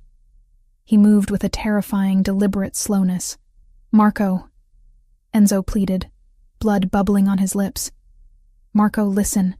They threatened my sister. They said they would kill her kids. I had no choice." Marco stopped 2 feet away. He looked down at the man who had driven his car for 10 years. The man who had eaten Sunday dinner at his table. "Everyone has a choice, Enzo," Marco said softly. "I can give you names," Enzo stammered, tears cutting tracks through the grime on his face. "The Albanian boss, Cristo. He's in the warehouse by the docks. I can take you to him. Just don't kill me. Please." "For the old times." Marco tilted his head, considering. He looked at Ricci. "Is the sister safe?" Marco asked. Ricci nodded grimly. "We checked. She's in Florida. Safe. No threats detected. He did it for money, boss. We found the transfer. 2 million in an offshore account." Enzo flinched. The lie hung in the air, exposed and rotting. Marco looked back at Enzo.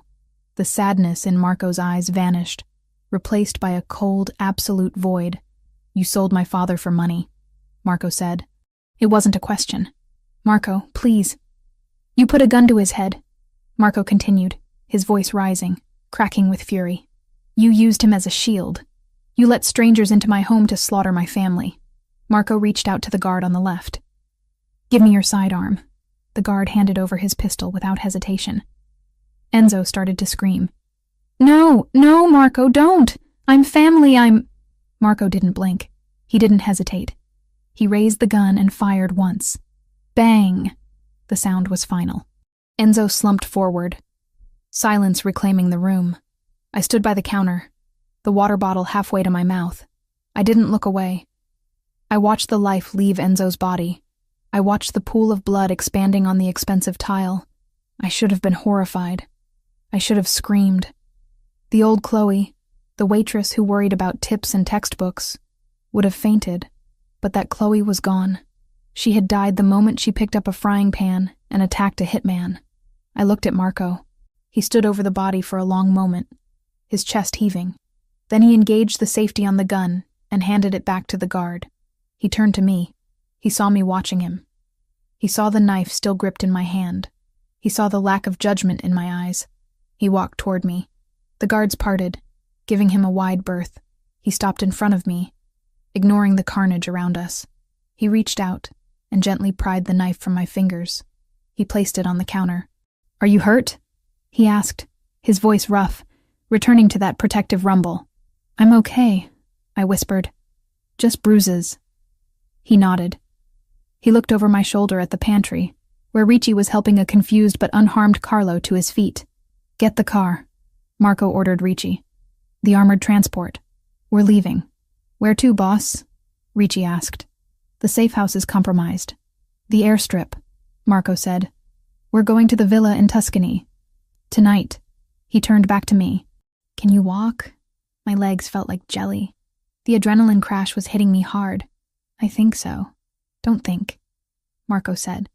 He bent down and swept me up into his arms. "Marco, your shoulder," I protested, trying to hold my weight so I wouldn't press against his wound. "I don't feel it," he said. He carried me out of the kitchen, stepping over the debris, stepping over the past. He carried me through the ruined hallway, out the front door where the cold night air hit us like a slap. The driveway was filled with more cars. Police sirens wailed in the distance, getting closer. "The cops are coming," I murmured, resting my head against his good shoulder. "Let them come," Marco said, walking toward the waiting armored truck. "My lawyers will handle them. By the time they get a warrant, we will be over the Atlantic." He placed me in the back of the truck, wrapping a thick blanket around me. He sat down next to me, signaling for Ricci to load Carlo. As the heavy doors slammed shut, sealing us in once again, Marco took my hand. His fingers were stained with blood. His, Enzo's, mine. He brought my hand to his lips, kissing the knuckles. "You asked for a weapon," he said quietly, his dark eyes locking onto mine. "I did. You are the weapon, Chloe," he said, a strange mix of awe and fear in his voice.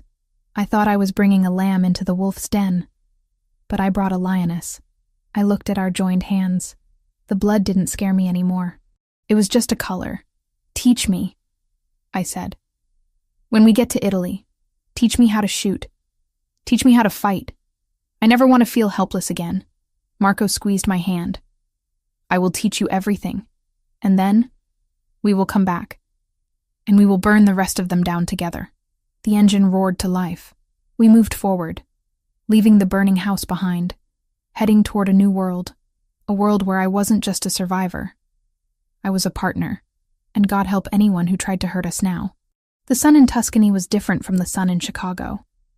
It didn't struggle to pierce through smog or reflect harshly off steel skyscrapers. Here, it was heavy, golden, and relentless, baking the ancient stone of the villa and drawing out the scent of rosemary and dry earth. We had been here for 2 weeks, 14 days of silence, healing, and preparation. The villa sat atop a hill surrounded by miles of olive groves and vineyards. It was beautiful, a postcard fantasy of Italian life, but I knew better. I knew that the perimeter was lined with motion sensors. I knew that the gardeners tending the cypress trees carried semi-automatic weapons under their work clothes. And I knew that the man pacing the terrace above me was not on vacation. I sat on a stone bench near the fountain, stripping the magazine from a Glock 19. My hands, once rough from dishwater and sanitizer, were now calloused in different places. The pad of my index finger was hard. The skin between my thumb and forefinger was toughened from the recoil. "Faster!" Marco's voice drifted down from the balcony. I didn't look up. I slammed the magazine back in, racked the slide, and leveled the weapon at the paper target tacked to an olive tree 20 yards away. Crack, crack, crack. 3 holes appeared in the center mass of the silhouette. Tight grouping. Lethal. "Better," he said, descending the stone stairs. "But you're still anticipating the recoil. You're dipping the barrel." Marco walked into the sunlight. He looked healthier than he had when we dragged ourselves onto the private jet in Chicago. The gray pallor was gone, replaced by a deep tan. But he still favored his left shoulder, where the bullet had grazed him. He wore a loose linen shirt, unbuttoned at the top, revealing the fresh, angry pink scar that marred his skin. A permanent reminder of the kitchen, the pantry, and the price of survival. He stopped behind me, his chest pressing lightly against my back. He reached around, his large hands covering mine on the grip of the gun. The heat of him was distracting, a gravitational pull that I had stopped trying to resist. "Relax your shoulders," he murmured against my ear. "You're tense. If you're tense, you miss. And if you miss, I die," I finished for him. We die, he corrected. He adjusted my grip, his fingers rough and warm. Feel the weapon. It's not a tool separate from you. It's an extension of your arm. Point it like you would point your finger. I exhaled, letting my body melt back into his. For a moment, we just stood there, wrapped in the violent intimacy of the lesson. This had become our routine. Mornings were for strategy. Marco on encrypted calls with Ricci back in Chicago, plotting the reclamation of his empire. Afternoons were for me. He was building the weapon he promised. Again, he commanded, stepping back. I fired until the slide locked back. Empty. Good, he said. Now reload, blindfolded. I turned to him. You're kidding. Enzo attacked us in the dark, Marco said, his face hardening. The power was cut. Smoke filled the hallway. If you can't manipulate your weapon by feel, you're dead in a low-light environment. Close your eyes. I closed my eyes. I fumbled for the fresh magazine on the bench. The metal was hot from the sun. I found the release, dropped the empty mag, and guided the new one in. It snagged. I cursed softly, adjusted the angle, and slammed it home. I racked the slide. Time? I asked, opening my eyes. 4 seconds, Marco said, checking his watch. Too slow. Ideally, it should be under 2, but it's an improvement. He took the gun from me, engaged the safety, and placed it on the bench. Then he looked at me. Really looked at me. You're tired, he observed. I'm fine. You've been drilling for 4 hours, Chloe. Your hands are shaking. My hands are shaking because I'm angry, I said, wiping sweat from my forehead. Ricci called this morning. I heard you shouting. Marco sighed, running a hand through his dark hair. The movement tugged at his wound, and he winced slightly. Ricci is holding the line, but barely. The Albanians have moved into the Southside territories. They're burning businesses that pay us protection. They're trying to starve us out. Then why are we still here? I demanded. Carlo is safe. He's happy with the nurses you hired. We should be going back. We go back when we are ready, Marco said sharply. Not a moment before. I will not bring you back into a war zone until I know you can survive it. I survived the kitchen, I countered, stepping closer to him. I survived the pantry. You got lucky, he growled. Luck runs out. Skill doesn't. He turned and walked toward the edge of the terrace, looking out over the rolling hills. I followed him. The distance between us, usually filled with training commands or tactical discussions, felt different today, heavier. You're afraid, I said softly. He didn't turn. A leader isn't allowed to be afraid. I'm not talking to the leader. I'm talking to Marco. He gripped the stone railing until his knuckles turned white. I almost lost you. In that hallway. When I saw Enzo raise the gun, my heart didn't just stop, Chloe. It shattered. I have spent my life fearing nothing. I buried my mother. I watched my father fade away. I thought I was immune to loss because I had nothing left to lose. He turned to face me, his eyes dark pools of torment. Then you got in my car, he whispered.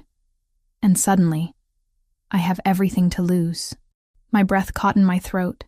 The raw vulnerability in his voice was more disarming than any weapon he could have handed me. You won't lose me, I promised. I'm not going anywhere. I'm right here. For now, he said. But Chicago. Chicago is a meat grinder. Once we go back, this peace ends. The nights on the terrace, the quiet, it all ends. I don't care about the peace, I said, taking his hand. I ran my thumb over the gold signet ring he wore. I care about the man standing next to me. I told you, Marco. I want a weapon, but I also want a partner. You're not fighting alone anymore. He looked down at our joined hands. He pulled me closer, his resistance breaking. You are dangerous, he murmured, his other hand coming up to cut my jaw. More dangerous than the Albanians. They can only kill me. You can destroy me. Then let me, I whispered. He kissed me. It wasn't like the kiss in the hotel, fueled by adrenaline and terror. This was slow, deliberate. It tasted of the sun and the wine we had shared at lunch. It was a claiming, a silent promise made on a Tuscan hilltop. He lifted me up, sitting me on the edge of the stone railing. The drop behind me was 50 feet, but I felt safer in his arms than I had ever felt on solid ground. His hands roamed over my body, memorizing the curves, the muscles I had built over the last 2 weeks. "I want you," he groaned against my neck. "God help me, I have wanted you since the moment you stood in the rain and yelled at my men." "Then take me," I said, wrapping my legs around his waist. "Stop protecting me, Marco. Just for tonight. Be with me." He pulled back, searching my eyes for any sign of hesitation. Finding none, he nodded. "Tonight," he agreed. "But be sure, Chloe, once we cross this line, there is no going back. You are mine. In Chicago, in Italy, in hell. Mine. I was yours before I even knew your name," I confessed. He picked me up effortlessly and carried me inside. The bedroom was cool, the heavy shutters blocking out the afternoon heat. The sheets were white linen, crisp and clean. Marco undressed me with a reverence that made my knees weak. He treated my body like a holy relic, tracing the fading bruise on my arm where I had hit the floor in the pantry, kissing the scar on my knee from childhood. When he finally took off his shirt, I reached out to touch the bandage on his shoulder. "Does it hurt?" I asked. "Not anymore," he rasped. He lowered himself over me, his weight a heavy, comforting blanket. The world outside ceased to exist. There were no Albanians, no FBI, no dying fathers. There was only the friction of skin on skin, the ragged sound of our breathing, and the overwhelming realization that I had found my home in the arms of a monster who treated me like a queen. We moved together with a desperate rhythm, trying to fuse our souls together before the war could tear us apart. When he finally claimed me, I cried out, not in pain, but in release. It was an exorcism of all the fear, all the doubt. Afterward, we lay tangled in the sheets, the room bathed in the orange glow of the setting sun. I rested my head on his chest, listening to the slow, steady thud of his heart. "We have to go back," I said into the silence. Marco tightened his arm around me. "I know. When?" "Ricci says they are planning a final push on Sunday. The feast of San Gennaro. They think we are weak. They think the De Luca family is headless. So we go back for the feast," I said, tracing the line of his jaw. "Yes," Marco said, his voice hardening, the dawn returning to the surface. "We go back. And we remind them why they used to be afraid of the dark." He sat up, the sheet falling to his waist. He looked at me, his expression serious. "There is one more thing," he said, "before we leave." "What?" He reached into the drawer of the bedside table. He pulled out a small black velvet box. My heart skipped a beat.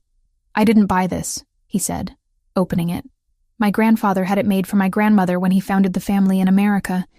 It has been in a vault for 40 years. Inside sat a ring. It wasn't a delicate modern diamond. It was a massive ruby, dark as blood, surrounded by jagged diamonds that looked like teeth. It was beautiful, ancient, and terrifying. "It's a war ring," Marco explained. "My grandmother wore it during the turf wars of the 80s. She was known as the Iron Matron. She didn't just organize the dinners. She organized the logistics. She was his partner in every sense." He took the ring out of the box. "I am not asking you to be a housewife, Chloe. I am not asking you to sit at home and wait for me to come back alive. I am asking you to stand beside me, to be the queen on the chessboard, to make the hard calls when I cannot." He took my left hand. "Will you take this life?" he asked, "with all its blood and all its sins?" I looked at the ring. It was heavy. It was a shackle, a promise, and a weapon all in one. I thought about my old life. The diner, the eviction notices, the loneliness. Then I looked at Marco, the man who had saved me, and whom I had saved in return. "Put it on," I said. He slid the ring onto my finger. It fit perfectly. The ruby caught the dying light, glowing like a burning coal. "Now," Marco said, kissing the ring. "We are ready." The flight back to Chicago was silent. The private jet cut through the night sky like a knife. I sat across from Marco, polishing the Glock he had given me. My own personal weapon now, engraved with my initials. I wasn't wearing my waitress uniform. I was wearing a black tailored suit that Marco had ordered from Milan. My hair was slicked back. The ruby ring weighed heavy on my hand. Carlo was asleep in the back cabin with his nurse. He was safe, but we were flying into the fire. Ricci is meeting us at the private hangar, Marco said, looking up from his tablet. He has the car ready. The Albanians are gathered at the warehouse district. They are celebrating. They think they have won. They're wrong, I said, snapping the slide of my gun forward. Marco smiled. It was a dark, wolfish smile that promised violence. Yes, he agreed. They are. I looked out the window at the lights of Chicago appearing on the horizon. It looked different from up here. It didn't look like a place of struggle anymore. It looked like a kingdom waiting to be reclaimed. I wasn't Chloe Wells, the poor girl who helped an old man in the rain. Not anymore. I was Chloe DeLuca, and I was coming home to take out the trash. Are you ready? Marco asked as the landing gear deployed with a mechanical thud. I looked at him, feeling the cold steel of the gun against my hip and the warmth of his ring on my finger. Let's go to work, I said.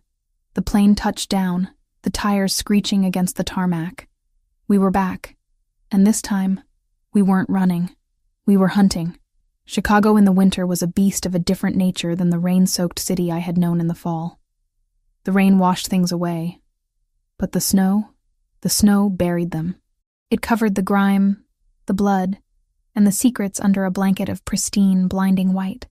I stood by the floor-to-ceiling window of the master bedroom suite, watching the flakes drift down onto the estate grounds. The landscape was unrecognizable from the night I had first arrived with my battered suitcase and my fear.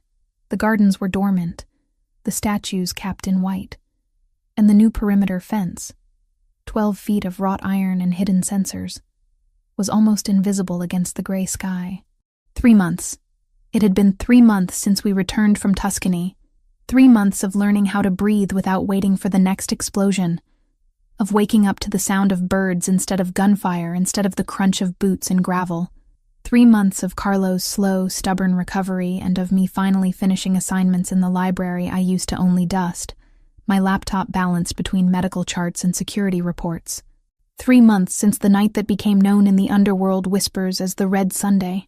I looked down at my hand resting on the cold glass. The ruby ring, Marco's grandmother's war ring, still sat on my finger, heavy and unyielding, but next to it, on the same finger, sat a simple band of platinum, a wedding ring. The door behind me opened. I didn't flinch.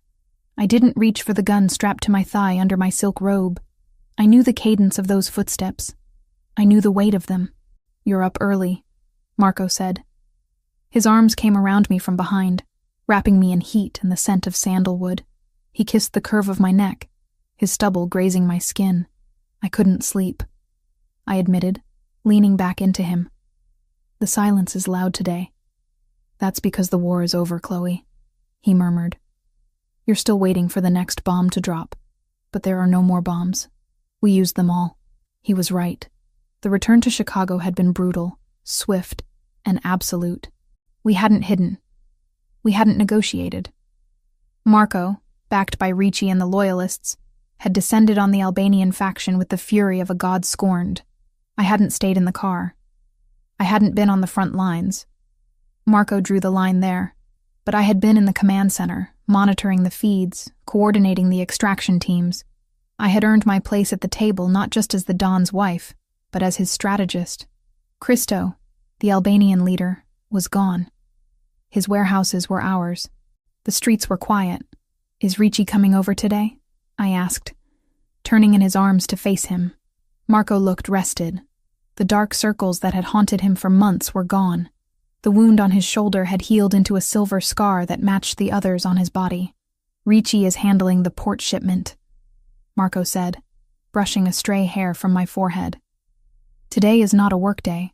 Today is for us, and for Carlo. My chest tightened slightly. How is he? Lucid, Marco said, a shadow passing over his eyes. The doctor says these moments will become rarer. We should go down. I nodded. I went to the dressing room, a space larger than my entire old apartment, and pulled on a thick wool sweater and trousers. I swapped my silk slippers for heavy boots. I didn't dress like a waitress anymore. I dressed like a woman who could walk through a riot without getting a scratch. We went downstairs together. The house felt different now. The tension that used to vibrate in the walls was gone, replaced by a quiet, disciplined efficiency. The guards nodded respectfully as we passed. They didn't look at me with suspicion anymore. They looked at me with something bordering on reverence. They knew about the pantry. They knew about the frying pan. They knew I was the one who kept their boss sane. We found Carlo in the sunroom, the only part of the house that felt like spring. He was sitting in his wheelchair, a blanket over his lap, watching the snow fall. "Papa," Marco said softly. Carlo turned. His eyes, usually cloudy with confusion, were startlingly clear today. It was the terminal lucidity the doctors had warned us about. A final burst of clarity before the final decline. "Marco," Carlo said, his voice weak but steady. "You're late. The light is changing." "I know, Papa. I'm sorry." Carlo looked past Marco and fixed his eyes on me. For months he had called me Martha. He had confused me with his dead wife, projecting his memories onto my red hair and my voice. "Come here, girl," he commanded. I walked over and knelt beside his chair. I took his hand. It felt fragile, like dry parchment. "You are not Martha," he said. My heart stopped. I looked at Marco, then back at Carlo. "No," I whispered. "I'm not." Martha hated the cold. Carlo continued, his gaze drifting to the window. "She would never have stood in the rain. She would never have fought in a kitchen." He looked back at me, squeezing my hand with surprising strength. "You are the one from the storm," he said. "The one with the coat." "Chloe." He knew my name. Tears pricked my eyes. "Yes, Carlo. I'm Chloe. You saved me," he said simply. "And you saved him." He gestured vaguely at Marco. "He was drowning, you know, after his mother died. He was drowning in the blood. You pulled him out. He pulled me out too," I said, my voice trembling. Carlo smiled. It was a genuine, warm smile that lit up his face. "Good. The house needs a mother. The boys need a mother. It is a hard life, Chloe. A heavy life. But you have strong shoulders." He reached out and patted my cheek. "Take care of the lions," he whispered, his eyes starting to drift again, the fog rolling back in. "And tell the cook. Tell her I want the strawberry ice cream. The good kind." "I will," I promised, a tear escaping and tracking down my cheek. "I'll get it right now." Carlo closed his eyes, his breathing evening out as he slipped back into his dreams. Marco stepped forward and placed a hand on his father's shoulder, then on mine. We stayed there for a long time, watching the old man sleep, silently acknowledging the torch that had just been passed. Carlo had given us his blessing. He had recognized the new order. That afternoon, I found myself in the library, not hiding, but working. I had finished my degree online 2 weeks ago. The diploma was framed on the wall next to a Caravaggio, but my real work was on the desk in front of me. Blueprints. Not for a bank heist or a security grid, but for a community center in the South Side. The neighborhood I had lived in, the neighborhood that had tried to crush me, was now under DeLuca protection, and I was going to rebuild it. "You're frowning," Marco said, walking in with 2 glasses of wine. "You only frown when you're thinking about plumbing budgets." "The contractor is trying to overcharge us for the copper piping," I said, taking the glass he offered. "He thinks because it's a charity project he can pad the invoice. He doesn't know who he's dealing with."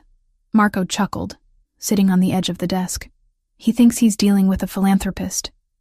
He doesn't know he's dealing with the woman who kneecapped a mercenary in Tuscany. I didn't kneecap him. I shot him in the thigh. It was a warning. Remind me never to make you angry," Marco teased, leaning down to kiss me. I pulled back slightly, looking at him. "Are you happy, Marco?" The question took him off guard. He swirled the wine in his glass, looking at the deep red liquid. "Happy is a strange word for men like me," he said thoughtfully. "I am content. I am safe, and for the first time in my life, I am not alone in the dark. That is more than I ever expected to have. And the business? The business is stable. The other families respect the boundaries. They know what happened to the Albanians. Fear is a powerful peacekeeper. And respect," I added. "They respect you. They respect us. They fear you." Marco corrected with a grin. "The rumors about you are getting out of hand. I heard one yesterday that says you keep a collection of knives in your garter belt." I smirked, crossing my legs. "Maybe I do." Marco's eyes darkened, the playful mood shifting instantly to something more primal. He set his glass down. "Show me." "Later," I said, pushing him away playfully. "I have to finish this budget. And we have the dinner tonight." "The dinner?" It was our first official hosting since the wedding. The heads of the 5 families were coming to the estate. It was a declaration of victory, a show of strength. "You're nervous," Marco noted. "I'm not nervous. I'm preparing. There's a difference." "You don't need to prepare," Marco said. "You just need to sit at the head of the table and look at them. That's enough." The dining room was a masterpiece of candlelight and crystal. The table was set for 20. The men who sat around it were the architects of Chicago's criminal underworld. They were old, scarred, and dangerous. And they were all standing. They were waiting for us. Marco and I walked in together. I wore a gown of deep crimson velvet, high-necked and long-sleeved, but fitted to show the strength I had built in the gym. My hair was up, revealing the diamond earrings Marco had given me for graduation, but the only jewelry that mattered was the ruby on my finger. "Gentlemen," Marco said, his voice filling the room. "Thank you for coming. Don DeLuca." An old man at the end of the table, Don Moretti, nodded respectfully. Then he turned his gaze to me. "And Donna DeLuca, it is an honor." I looked at Moretti. I knew his file. I knew he had doubted Marco's leadership 6 months ago. "The honor is ours, Don Moretti," I said, my voice steady and cool. "I trust your journey from the north side was smooth. I heard there was construction." Moretti blinked. The construction was a code word for a police sting operation that we had tipped him off about anonymously. It was a power move. I was telling him, "We saved you. We know everything." "Very smooth, thank you," Moretti said, bowing his head slightly. Marco pulled out my chair at the head of the table, opposite him. I sat. The men sat. Dinner was served. The conversation flowed, touching on territories, shipments, and the new truce. I didn't just listen. I spoke. I offered opinions on logistics. I corrected a misconception about the union contracts. I saw the way they looked at Marco. They weren't looking at him with pity for having a meddling wife. They were looking at him with envy. They realized what he had found, a partner who doubled his strength. As the espresso was served, Marco tapped his spoon against his glass. The room fell silent. "A toast," Marco said, standing up. "To family. To family," the men echoed. Marco looked down the length of the table at me. He raised his glass. "And to the storm," he added softly. I smiled, raising my glass. "To the storm." Later that night, after the cars had driven away and the house was quiet again, we walked out into the garden. The snow had stopped, and the moon was high and bright, reflecting off the white drifts. It was freezing, but I didn't feel the cold. I was wearing Marco's coat over my shoulders, just like that first night. We walked to the edge of the property, looking out over the city lights in the distance. "Do you remember what you said to me?" I asked. "In the car. When you told me to get in." "I remember every word," Marco said. "I asked you why you stopped. And I said because he was scared." I turned to him. I reached up and straightened his collar. "You were scared too, Marco. Underneath all the armor. You were terrified of being alone." "I was," he admitted. "But you fixed that." He pulled me into his arms. We stood there in the snow, the two of us against the world. "I used to hate the rain," I whispered. "I used to hate the cold. It reminded me of being poor, of being invisible. And now it reminds me of the moment my life started." I looked down at the snow covering my boots. They weren't canvas sneakers with holes in them. They were leather. Solid. Warm. "I have a surprise for you," Marco said suddenly. "Another weapon?" I teased. "Better." He reached into his pocket and pulled out a small folded piece of paper. It looked old, wrinkled. He handed it to me. I unfolded it carefully. It was a receipt from a diner. The Greasy Spoon, dated November 12th. The timestamp was 11:42 p.m. It was the receipt from the last table I ever served, the one I had walked away from to find Carlo. How? I stared at him. How do you have this? I went back, Marco said. That first week, after I brought you to the house. I went back to the diner. I bought the place. I fired the manager who treated you like trash. And I found this in the trash can where you threw your apron. I looked at the receipt. It was a meaningless scrap of paper to anyone else. But to me, it was the line in the sand, the moment before everything changed. Why did you keep it? I asked, my voice thick with emotion. To remind me, Marco said, pulling me closer. To remind me that miracles happen in the most wretched places, and that sometimes the best thing a man can do is open a door and say, "Get in." I laughed, a sound of pure joy that echoed in the cold night air. "Take me home, Marco," I said. He smiled, that rare, genuine smile that he saved only for me. "You are home, Chloe." He kissed me, and the world faded away. There was no Mafia, no danger, no past. There was only the snow, the silence, and the man who had taken my hand in the rain and never let go. We walked back toward the house, our footprints mingling in the snow, leaving a trail that led straight to the front door. The lions at the gate watched us pass, silent guardians of the life we had built. I touched the ring on my finger.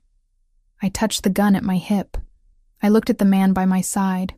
I was ready for whatever came next. The future was unwritten, but for the first time in my life, I wasn't afraid to pick up the pen. The waitress was gone. The queen had risen. And long live the queen.